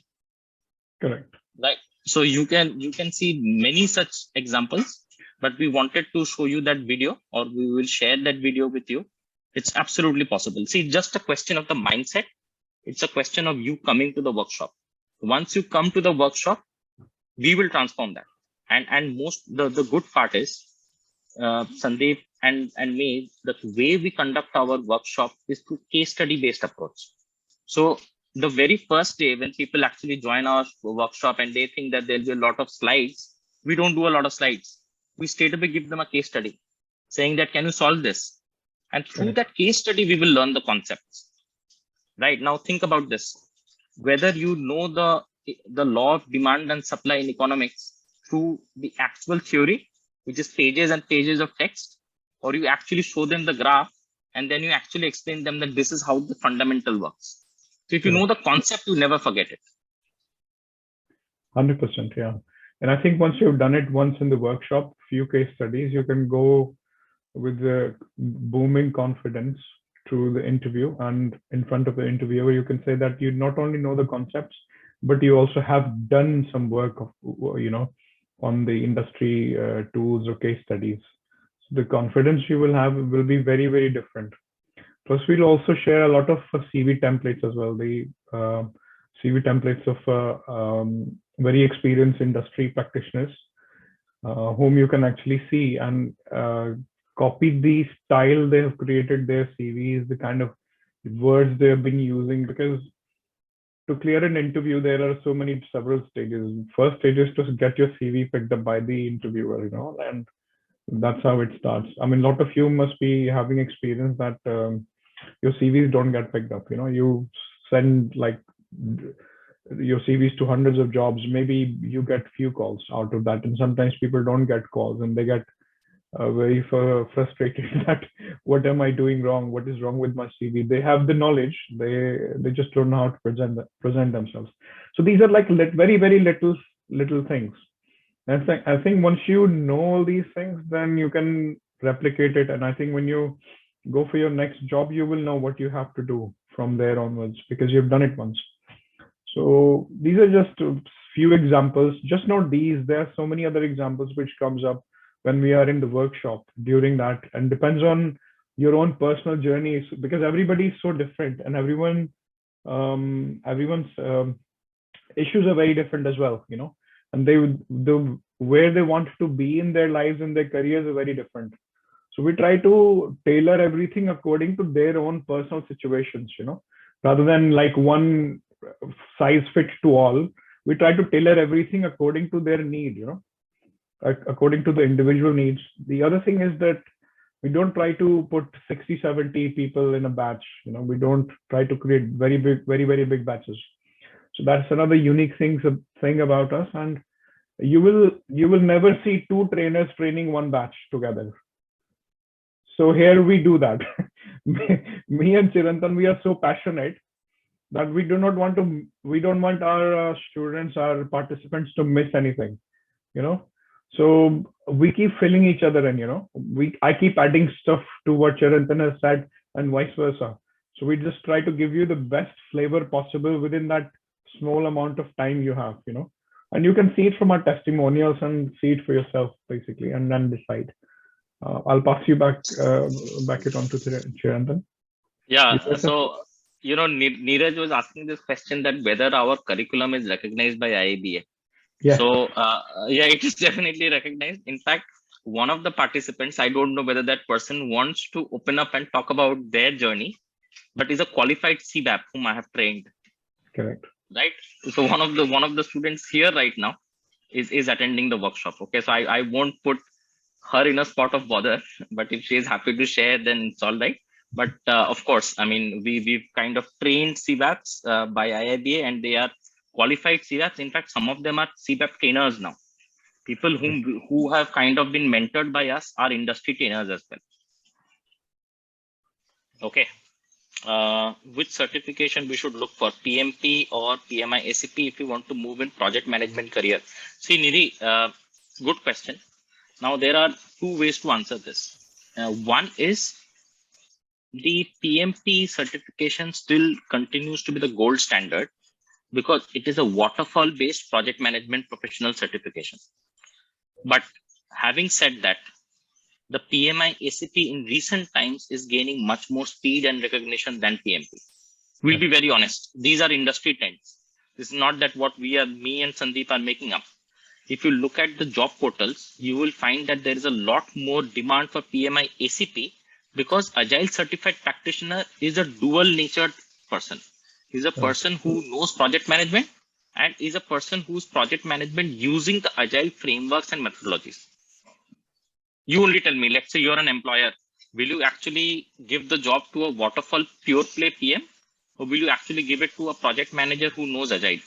Of course, you will do the latter, right? So PMI ACP in recent times is gaining much more space and momentum. Okay, what are the questions? I am from techno background, sir. How much of coding experience needed to be Agile BA? Ajit, no. Can I tell you one thing? You will laugh at this. I am an accountant. I'm a professional accountant and I work in front office technology. I'm a program manager in front office technology. Right? So it's not necessary that you need to know technology. You need to know, you need to be from that same background. If you have that aptitude, right? If you have that aptitude and that willingness to learn, Agile does not have any premonitions. It does not require you to, come with a set mindset and a set attitude. If you have, there is no such prerequisites or no such background which is necessary. You can definitely come from a technological background and in fact become more successful. I mean, I can tell you for sure, I have learned, been practicing as a business analyst. Sandeep has been practicing as a business analyst for good more than 15 years. And we recognize sometimes BAs don't look at all the angles from a technical perspective. We need to go back and talk to developers. We need to go back and talk to the technical architects, right? So the more you 100%. take deference of advice, the more successful that you are. 100%. Very well explained, Chirantan sir. Thank you. Okay, and someone is asking, is it free to use? Mural is definitely, Ajit, Mural is definitely used for whiteboarding. It is free to use, right? So of course you will have some limitations in that free version, but if you take a paid version, you will be able to extract much more out of Mural. It's a whiteboarding technique, so mostly used for collaboration. So let me give you some real-time example. Whenever you have an Agile or a Scrum retrospective, in that Scrum retrospective, you do a speedboat or a sailboat. Now, in that sailboat, there is a technique, and that template is actually there on Mural. You can easily do a sailboat through your virtually located teams. Correct. And I think in my organization, we're using Mural, just a free version. We haven't paid for it. Because in free version, there are so many features which you can actually use. I haven't seen anyone using paid version actually, because I've seen use Mural for a while in different organizations, because I come from consulting background and I worked with different sort of companies and different clients. Never seen anyone using any paid version of Mural at least. So I hope that clarifies your doubt. Any other questions, guys? You can unmute yourself and ask question. You don't have to be shy. I'm taking Debojyoti's question. Being from a non-BA background, will this courses help me land to a BA job or profile without any prior experience? Definitely it will, Debojyoti. And that's why we are sharing that video after the session. There are many people. And in fact, Debojyoti, let me tell you one thing. there are people whom we are teaching who do not come from the IT background, forget the BA background. There are people from HR background. There are people from legal background. There are so many people with business development and sales as a backdrop. One of the They are students, BAs. sir, sorry, I'm interrupting you. One of the student was a doctor. Yes, one of the student is a doctor, medical doctor. He's a physiotherapist. Yeah, exactly. And they are all landing up jobs in the BA space. They are landing up job as agile product owners, product managers, scrum masters, for example, as well. Yeah, so that is definitely there. Correct. I myself came from the IT support background, basically. Yeah. So my career or line of work had nothing to do with the BA side of work. I was completely my head was spinning when I heard about the BA and what BA does and how much they earn, and that's how I got very excited. I was like, oh, this is a fun work. You get money, you get paid just to talk, just to be friends with different stakeholders. And I was like, oh, this is fantastic. I would love to do that. Because what happens is in the future is that we know that every single industry there are a lot of change keep on coming up. Whereas once you have the BA skills, because BA skills are more people skills, and you obviously know the tools and techniques, obviously. So they do not change much because people don't change. Our mindset don't change, Once you know how to handle someone like a team or different stakeholders, you know it for the rest of your life, right? So it doesn't go away. So next 15, 20 years, you can always use these skills. And see, Sandeep, we were talking that other day, right? That, people have aspirations to go on site. Oh yeah. And people generally have that dream as well. And it sometimes turns into a reality, right? I mean, the most important thing, as you were also mentioning, is persistence, right? Persistence and effort. Right now after spending so many years in India, very recently I have shifted to UK with my family, right? And it does happen, right? I'm the testimony, the life testimony in front of you. Correct. Right. So if you stay invested, if you kind of plan your journey, so we are not saying do each and every certification, do what is necessary, do what is being appreciated in the industry, and be associated with industry practitioners. That's the most important thing. Yeah, correct. So we have a question here. I think Richa is asking, when is our next certification course starting? She would like to join ASAP, she says. Okay. Yeah. We have to we have to publish our schedule. I think that is something which we missed out. In fact, most of our schedule is already packed. There are a few seats remaining. Our schedule is packed till March. Imagine, Sandeep, we don't have time before March, right? So our next, so let me just, for the benefit of everyone, let me just kind of recap. So January 8th is when we are starting with PSPO and PSM. So 8th and 15th, 16th Jan will be PSPO and PSM. Immediately after that, we'll be following up with the PMI ACP, which will be 23rd Jan and the next week, 31st Jan. And then that's also the part of the integrated bootcamp that we are doing. So we will be following that up with the business analysis workshop in February, right? So starting from Jan 8th to February end, we will finish the entire bootcamp. And these are all module based, guys. Our recommendation is you do the entire curriculum, but if you want to do just a small bit of it, you're absolutely welcome. We are not that commercial minded that we will forcibly want you to sign up for everything. Whatever works best in your interest, you can work for that. Correct. But most important thing, guys, don't forget, I don't see too many emails, right? Before you kind of sign up for today's session, ensure that you send your email addresses here on the chat, so that we are able to send you the videos, we are able to send you all these slides and all our curriculum material, right? Our curriculum introduction. So please put in your email addresses if you haven't put that in as a message on the chat. I'm just putting our WhatsApp number as well in the chat.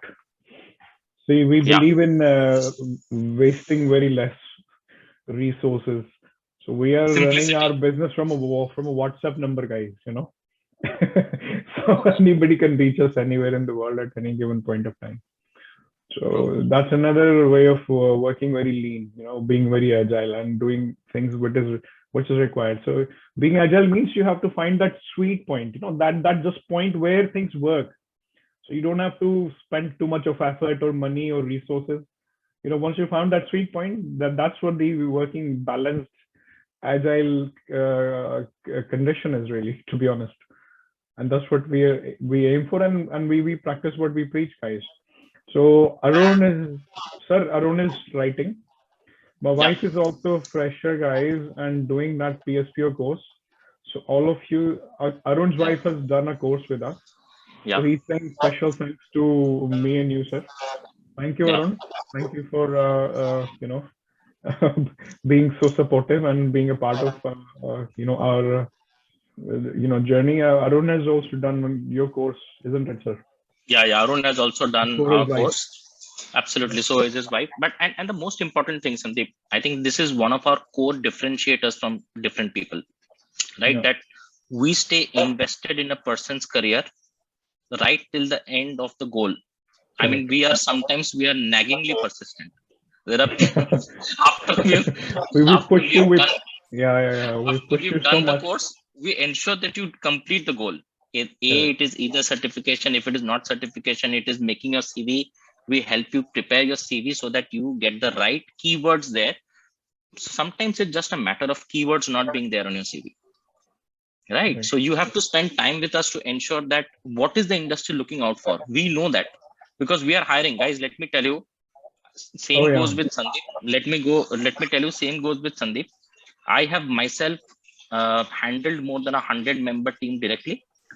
Indirect reporting to me was 250 team members. Correct. And of those 250, I have hired more than 80 to 120. So if I've hired 80 to 120 BAs and agile experts, you can well imagine how many CVs we would have seen. 100%. Globally. And we get asked all the time by the big boys, by all the blue chip companies to give them a lot of referrals, as for BAs, for Scrum Masters, for different profiles. We've been asked all the time, isn't it, Chirantan sir? From different countries too, guys, you know, from US to Canada to India to UK to Japan, Singapore, Australia. Companies and people reach us from all over the world, actually, to give them candidates, to give them the people who have the right skills. But we can only recommend people who we are confident about. Sorry, Ajit, I'm just putting you on mute. I think we're hearing our voice back through your mic. So when you want to speak, you can unmute yourself, and otherwise I'll put you on mute for just for now. I think we got an email from Richa. Nidhi is asking, sir, will she get 30 PDUs if she joined the PMI-ACP training? Yes. So we are giving away 23 PDUs, Sandeep, if I'm not mistaken. For PMI-ACP Nidhi, you need 21 PDUs. We give you 2 extra. So we give you 23 PDUs instead of 21. Correct. And technically, I mean, we are very obsession oriented with the finer details. So it is not PDU, it is contact hours. There is a difference between contact hours and PDUs because I am been associated with PMI-ACP for a very, very long time. I am myself a PMI-ACP and a PMP. PDU is when you are certified and you want to maintain it, right? And the contact hours are different. Contact hours are training hours with an agile certified body. So we are an agile certified body. We can give you that certification. Correct. Any more questions, guys?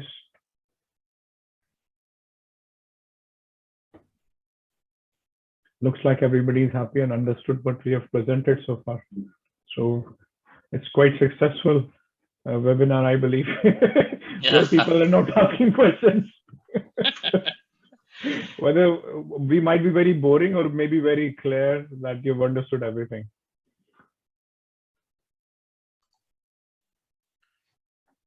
So there's just one question. Since, as you said, it is to transition, it is possible. Do you Yeah. suggest going by certifications which are given by IIBA like ECBA? To start off with ECBA is a good thing to do? Yeah, generally? yeah, Ajit. So see, it depends on how many years of experience that you have, right? ECBA is the entry certificate in business analysis by IIBA and does not require any prerequisite. What I would suggest is rather than ECBA, go for CCBA, Okay. which is a second level. I mean, I would just tell you my experience. I worked in the capital markets for a Sure. number of years, around 8 years now, but Perfect. generally very hardcore business development roles, and now certainly just recently moved to portfolio management role. Yeah, so that won't be a challenge. See, Ajit, that won't be a challenge. How you have to write your application for CCBA is important. Correct. So how to pick up the right keywords, what are the things that you should not be writing. Now, sometimes, they go to and apply to these institutes without taking professional guidance. So there are, people whom I am aware of, they have applied for CCBA and written, I am a testing lead. I have conducted testing for XYZ companies for X many hours. Now, the good or bad part is IIBA says BAs don't do testing, not in the real world, but BAs actually are not supposed to execute testing, right? So the moment you write all that, your application gets rejected. So we will partner with you. Okay, Ajit, we will partner with you so that you can write the application the right way. 100%. Yeah. But CCBA is what I will recommend. Again, not ECBA. Correct. More for its marketability. 100%. Well said. Anyone else? Any other Yeah. question, guys? Yeah, one small doubt. Actually, Sure. as you said that technical knowledge is not a mandate in pursuing something in BA, but I've been to some job profiles which specifically ask for technical BAs. So is there really something known as technical BAs? Yes. Yeah, very good question, Ashwarya. So Fantastic see, question. there are different kinds of BAs. Okay. Within the BA is almost like a profession. Because I am a BA, I kind of think that BA is no less than a doctor. Correct. Right now, think about this. Do you have a heart specialist? Can that heart specialist actually do a knee operation? No, right? No. So that's the same way. That's the same way you have got different BAs, right? So there is one BA which is known as the domain side BA. That domain side BA is supposed to know less of technology, but more of the domain side. So interfacing with regulations, interfacing with products, being a product lead, that person will get the domain side of business analysis. Now there are technical BAs. Now the technical BAs are the people who will be writing the FSDs, the functional specification documents. Now these people are supposed to know very well the technical architecture, the aspects of technical jargons. Like for example, you are applying for the role of a tech BA, you will be expected to know what is an API, what is a database, how is one database different to another database. If you are doing testing, what is unit testing, how is it different from system integration testing, right? Now, as a domain BA, you may or may not dabble in so much of detail on the technical side, but if you are applying for the role of a technical BA, then you will definitely need to know that. But having said that, Ashwarya, let me remind you one thing. Usually what I have seen is that people from a development background automatically transition to a tech BA role. But Correct. people from a non-dev background also can become tech BAs if they have the affinity and the likeliness, right? The ability to appreciate technical architecture. Correct. Okay. Okay. So there is no, I mean, there's no requirement of having an hands-on into development if you want to venture. Not necessary. See, that's what I said. I'm a program manager in front office technology. There are developers and BAs who are reporting to me. I'm not from a dev background. I'm an accountant. Okay. Yeah. Correct. Okay. I don't do the system BA side either. I mean, there are people who are reporting to me the same way. Yeah. And I haven't got a clue of so many things they do because those are very technical stuff, right? So, yeah. So just to extend Ashwarya's question, when I was looking at a lot of job postings, there seems to be an interlap between a business analyst and a data analyst. I don't know Yeah. why this is, especially in India. I don't know about abroad, but when I even see, many institutions, they kind of put it as a slash between business analyst and a data analyst. So why is that? Because I don't think it seems to me today, by your by interacting with you, it doesn't really seem like it is the same thing. Then why is it No, so? so Ajit, I'll take a first shot at it, and Sandeep, you feel free to add to this. Sure. See, whenever you are reading application which says business analyst / data analyst, they are looking for data analyst, Ajit. Correct. Okay. Now, when you're looking at a data analyst, you need to be appreciative of the end-to-end aspects of a data. So, who is a data producer? Who is a data consumer? What are the different levels of data? Do you know what is data flow diagram? Do you know what is a data lineage diagram? What is data lineage? Right? Then do you know tools for which you are able to document data lineage using those tools? What is metadata? What is a data warehouse? If I have a data warehouse, what is the difference between a data warehouse and a data lake? Right? How do you do extract, transform, and layering? Right? So ETL. How do you do data ETL jobs? And imagine I'm an accountant and I'm a super expert in all of these data aspects. Right? So it is with experience that you learn all this, isn't it? It is with experience that you learn all this. But people who are generally technical BAs have a better appreciation for data analysis, and you need to know SQL. At a certain stage, you need to know R, Python, etc. But at a bare minimum, you need to know SQL.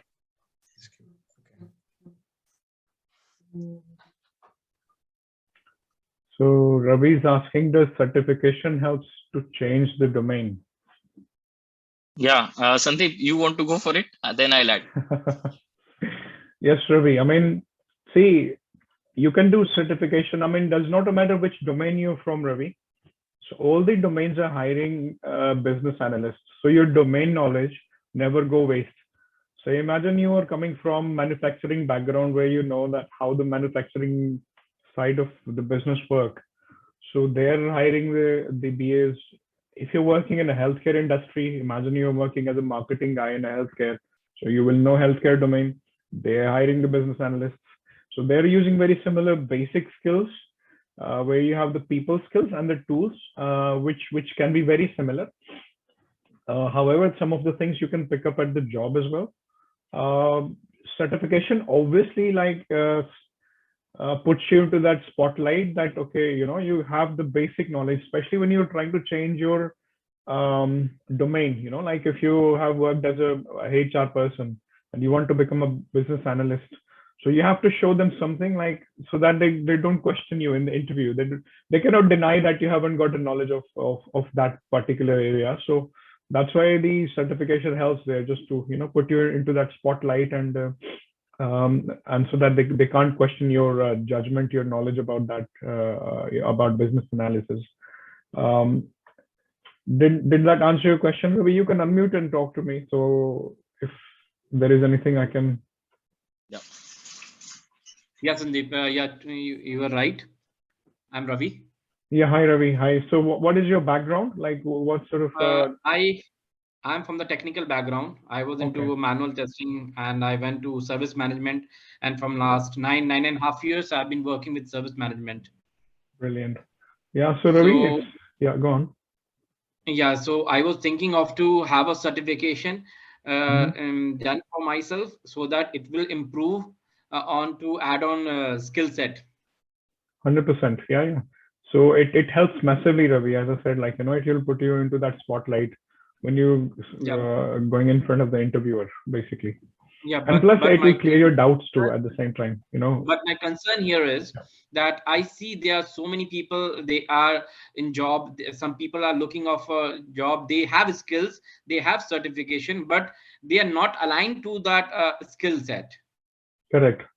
So Ravi, see, there is skill set and there is a mindset. Everything has to be aligned, you need to be knowing how to market yourself in front of the interviewer, and even on the day-to-day basis, how you actually have to go about your doing your job on daily basis.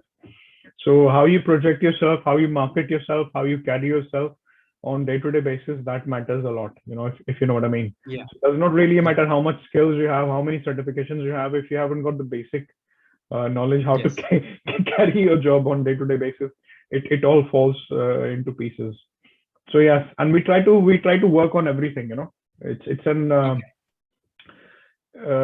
it's just not teaching you the BA skills, but just preparing your mindset, at the end of the day, how to actually behave like one. Say, for example, you're a tester, you said, isn't it? Right now, from last 6 years, 6.5 years, I've been into service management. It comes into ITIL. Correct. So ITIL, yeah. I've done a project. I think my last project was in ServiceNow, where we have implemented ServiceNow for a very big client of ours, who supply arms to the US Army, and they're basically an engineering company, and they dotted around the globe.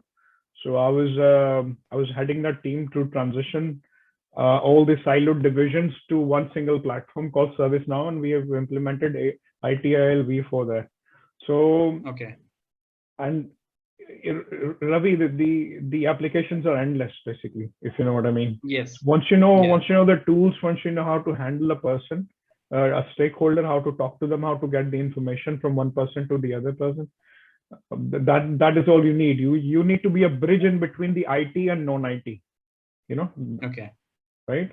So once you have developed those kind of skills, then the sky is limit. There is so much potential, in every single sector, I would say.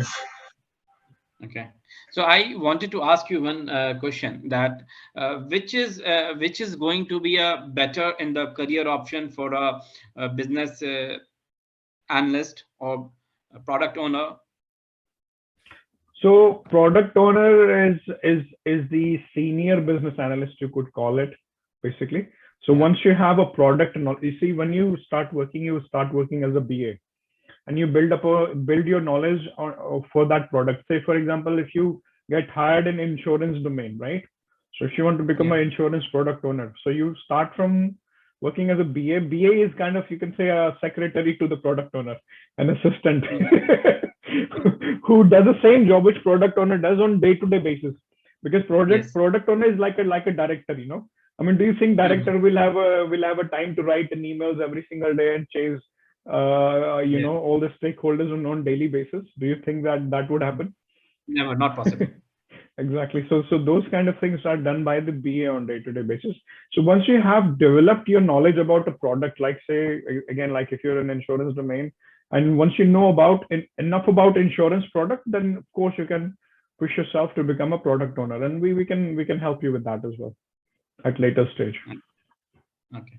So after having 9.5 years of experience into a different industry, will I be eligible to write examination or certification for CBAP?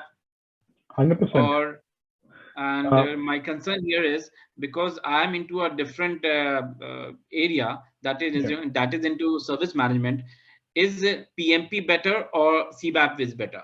How to differentiate in between these two? My concern here is like that. Can I just pitch in here? See, Ravi, what happens?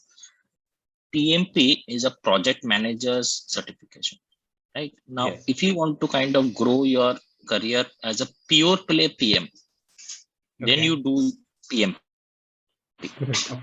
Okay.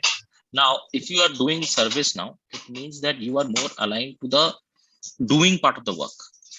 A business analyst is a doer. He is not a person who gives orders. Okay. Now, the question and the mindset that you have to ensure is, as in your career, what do you want to be? Do you want to kind of do hands-on work, talk to stakeholders, get requirements from them? Do you enjoy that role? If you enjoy that role, choose the role of a business analyst.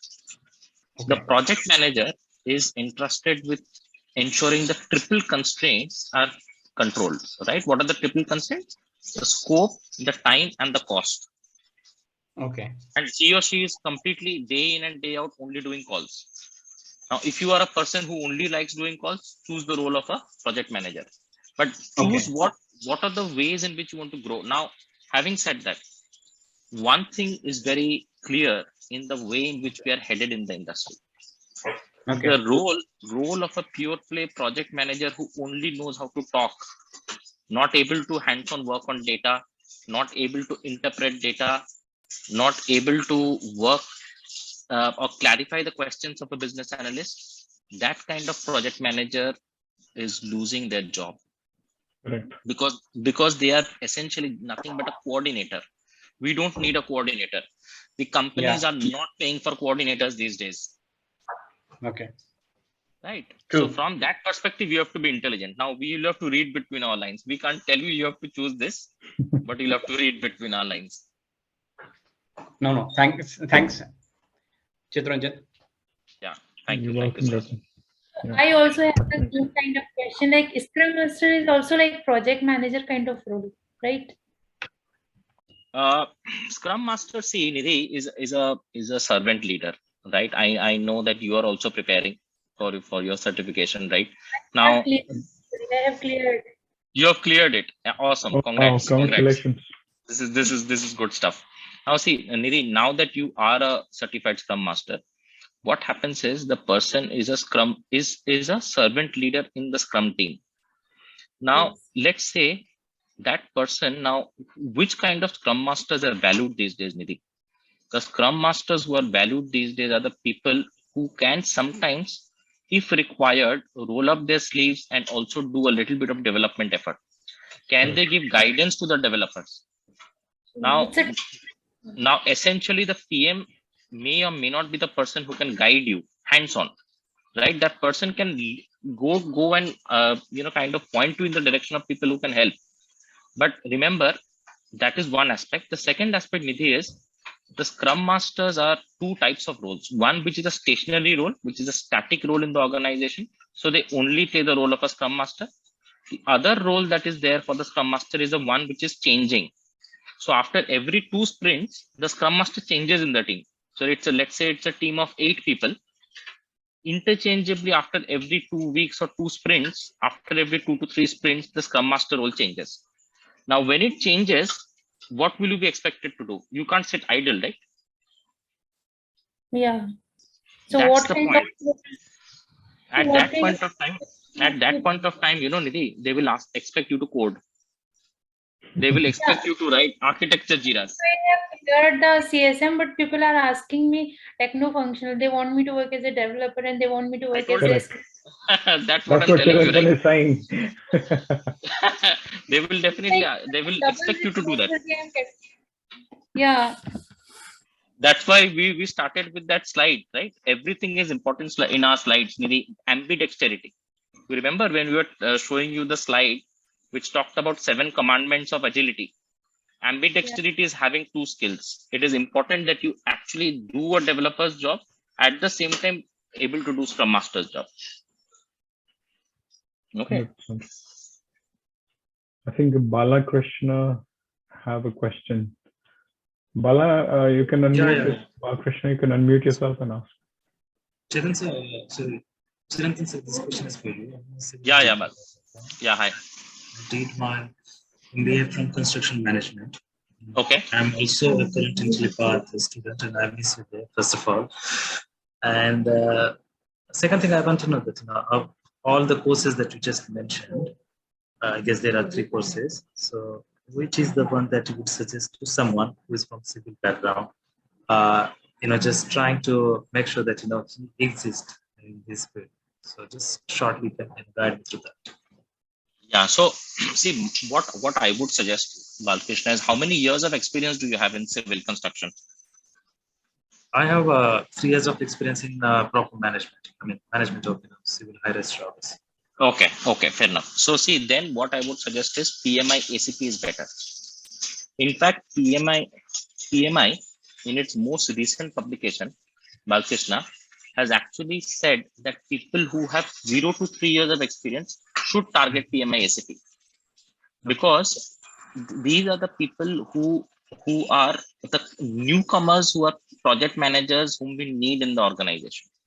Now there are people from civil construction. Now see, because I am an accountant, I was also a statutory auditor, and I have done statutory audit of many civil construction work.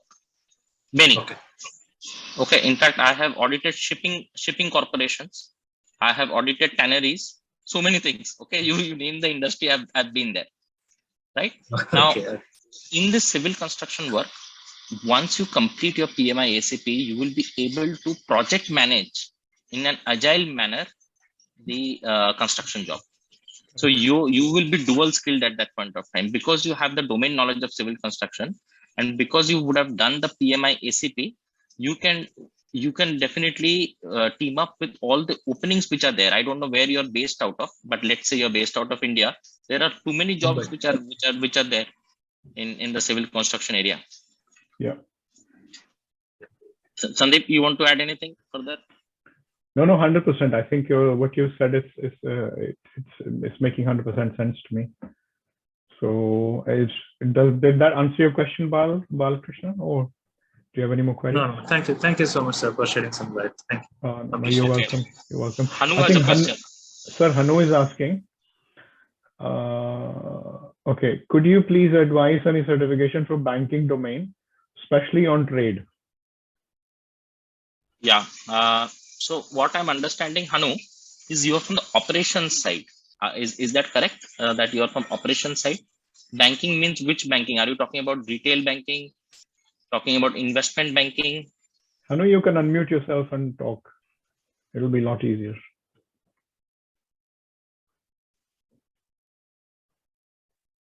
Hello? No, I don't think hello. Do you want to, if you're not happy to talk, do you want to put it on the chat?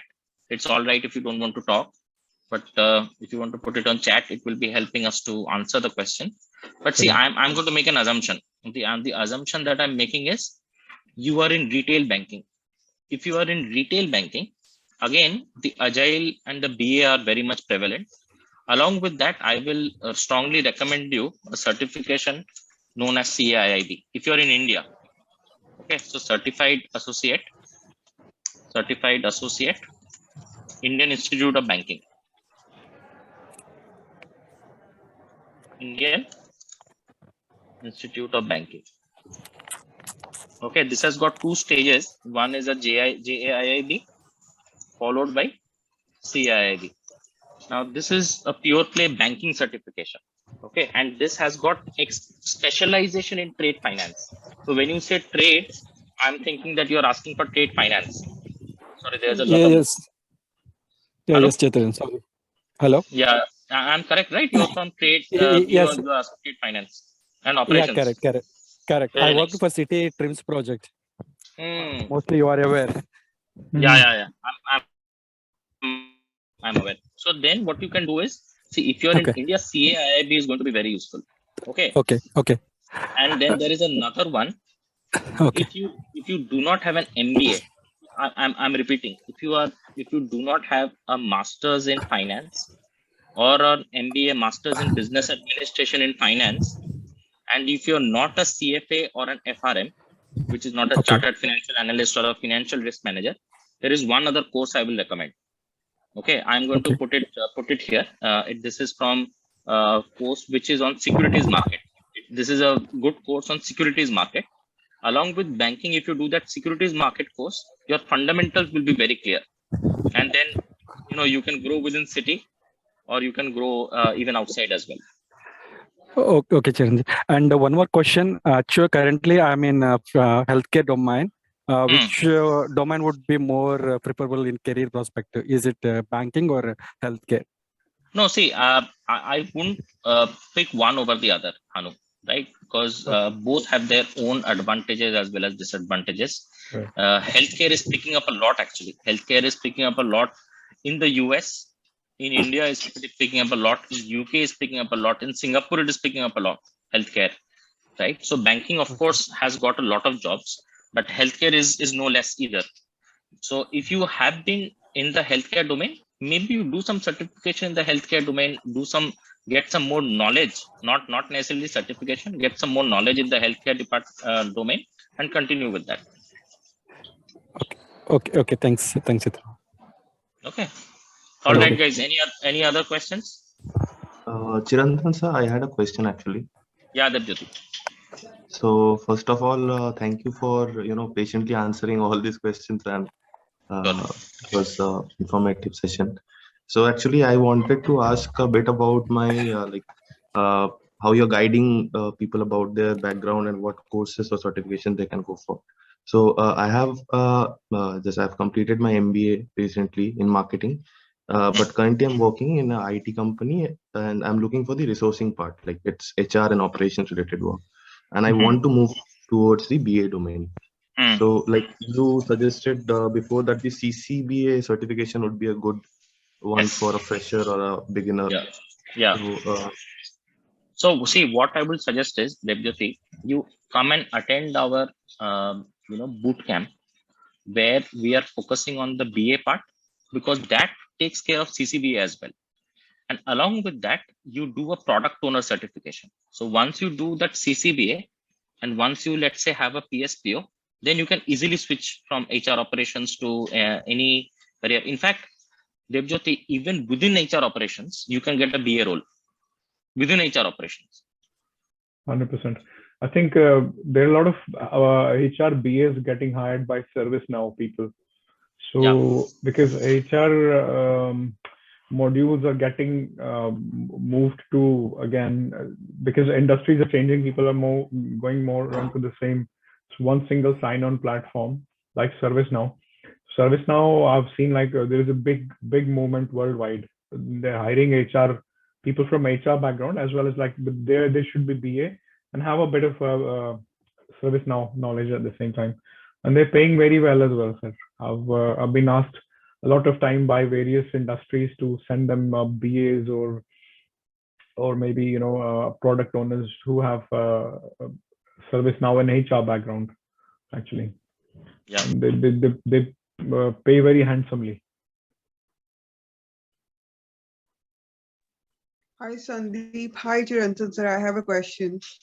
Hi Shashi. So how my are you? background, I'm Hi. good. Sandeep, how are you? Good. So my question is like my background is like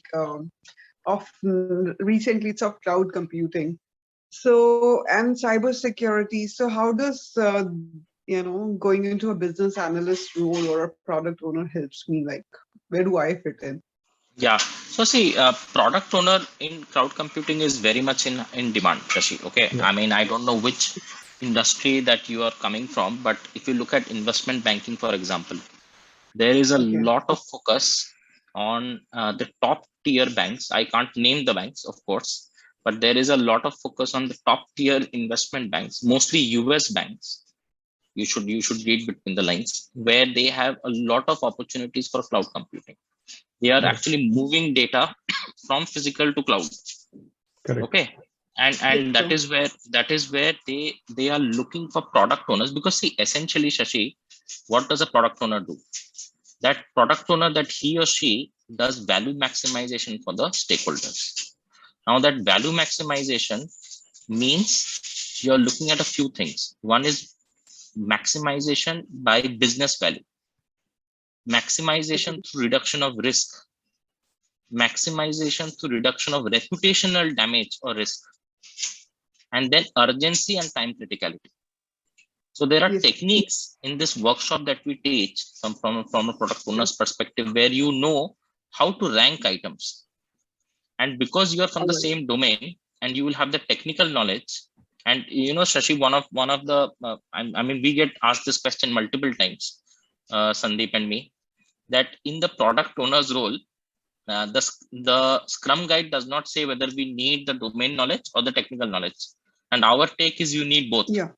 Correct. If you only do business value maximization, you cannot survive, because until and unless you are in tune with your development team, you don't know what are the architectural roadway blockages. There are architectural roadway blockages which sometimes come. Right. So sometimes you'll have to retrofit those architectural roadway aspects, which is becoming a technical debt. Right. It is becoming a technical debt. You need to prioritize it, bring it further up in the sprint rather than later in the product backlog. So all of those things you should be able to get real-time knowledge, and through case studies. Right? That is the most important thing. Yeah, thank you so much, sir. That was like, I was not expecting like I'm gonna fit anywhere like through all the questionnaires which are going through, but now I can relate myself to the webinar. Perfect. No, Thank you for 100%. Yeah, there are, just to add, there are loads and loads of projects are happening on cloud computing, where, as Chiranjan has mentioned, that people are moving technology to the cloud. A lot of banks is just one example. Insurance companies, a lot of big boys are going from SQL to Hadoop, like, Oracle SQL to Hadoop. They're just migrating that. And loads of people are migrating into Microsoft Cloud or Google Cloud or Amazon Cloud. So there are ample amount of opportunities for BAs, for product owners, for experienced people, and they're very well paid jobs as well. Thank you for answering. You're welcome, Shashi. Any other question, guys? I think we've gone way beyond our time. Way beyond the schedule. I understand you must be late for some of you, but thank you for staying with us. Was it useful, guys? I mean, the important thing is, was it useful? I mean, did you get information from this? Hopefully you will get a lot of information when we send out the material, but was this webinar useful? That is the most important thing. Yes, 100%. Really. It was very useful. Very nice. It was very helpful. Yeah. Thank you for all your help. Thank you, Ravi. Thank you. Thanks, everybody. Thank you, guys. So if there is no more questions, then shall we say just goodbye and have a lovely weekend and good holidays. And we'll see you guys in our future webinars, and maybe some of you in our new batches or new classes next year. And before we leave, we will send you the brochure for the securities market course. I think Ajit, you were asking for it. This Capital Markets and Securities Analyst Certification Program. I'll put it on the chat as well. CMSA. CMSA is the one which is the course. It is a very nice course. Capital Markets and Securities, Authorities Program. Okay, we will send you the brochure also for this. We don't do this, but additional information that will benefit you. So because I'm from the capital markets, basically, but I don't want to really venture into FRM and CFA as you had mentioned. Correct. This could be a good alternative for people like us. Yes, this will be a very good alternative. Very good alternative. In fact, a couple of my team members who have successfully, moved from an associate to a senior position are actually doing this right now. So I can put you in touch with them as well, so that you can do some group study. Sure. Okay. I'm connected to you, sir, on WhatsApp, so I know. definitely want to connect. Definitely. Okay, guys. So we'll kind of put an end to the session. Thank you so much once again for dialing in. Thanks, Sandeep. Pleasure always doing this together with you. Thank you, Chiranjan. It's fun. Life is fun with all you guys. Especially special thanks to Chiranjan, sir. Okay, guys, happy Christmas, happy holidays. And if we don't hear from you, we will send you the material on the email address. If you want to get in touch with us, our WhatsApp number Sandeep has already provided. Do feel free to WhatsApp us. Do feel free to email us. Do feel free to get in touch. Happy to help. Thank you. Thank you. Good day. Bye. Bye. Thank you.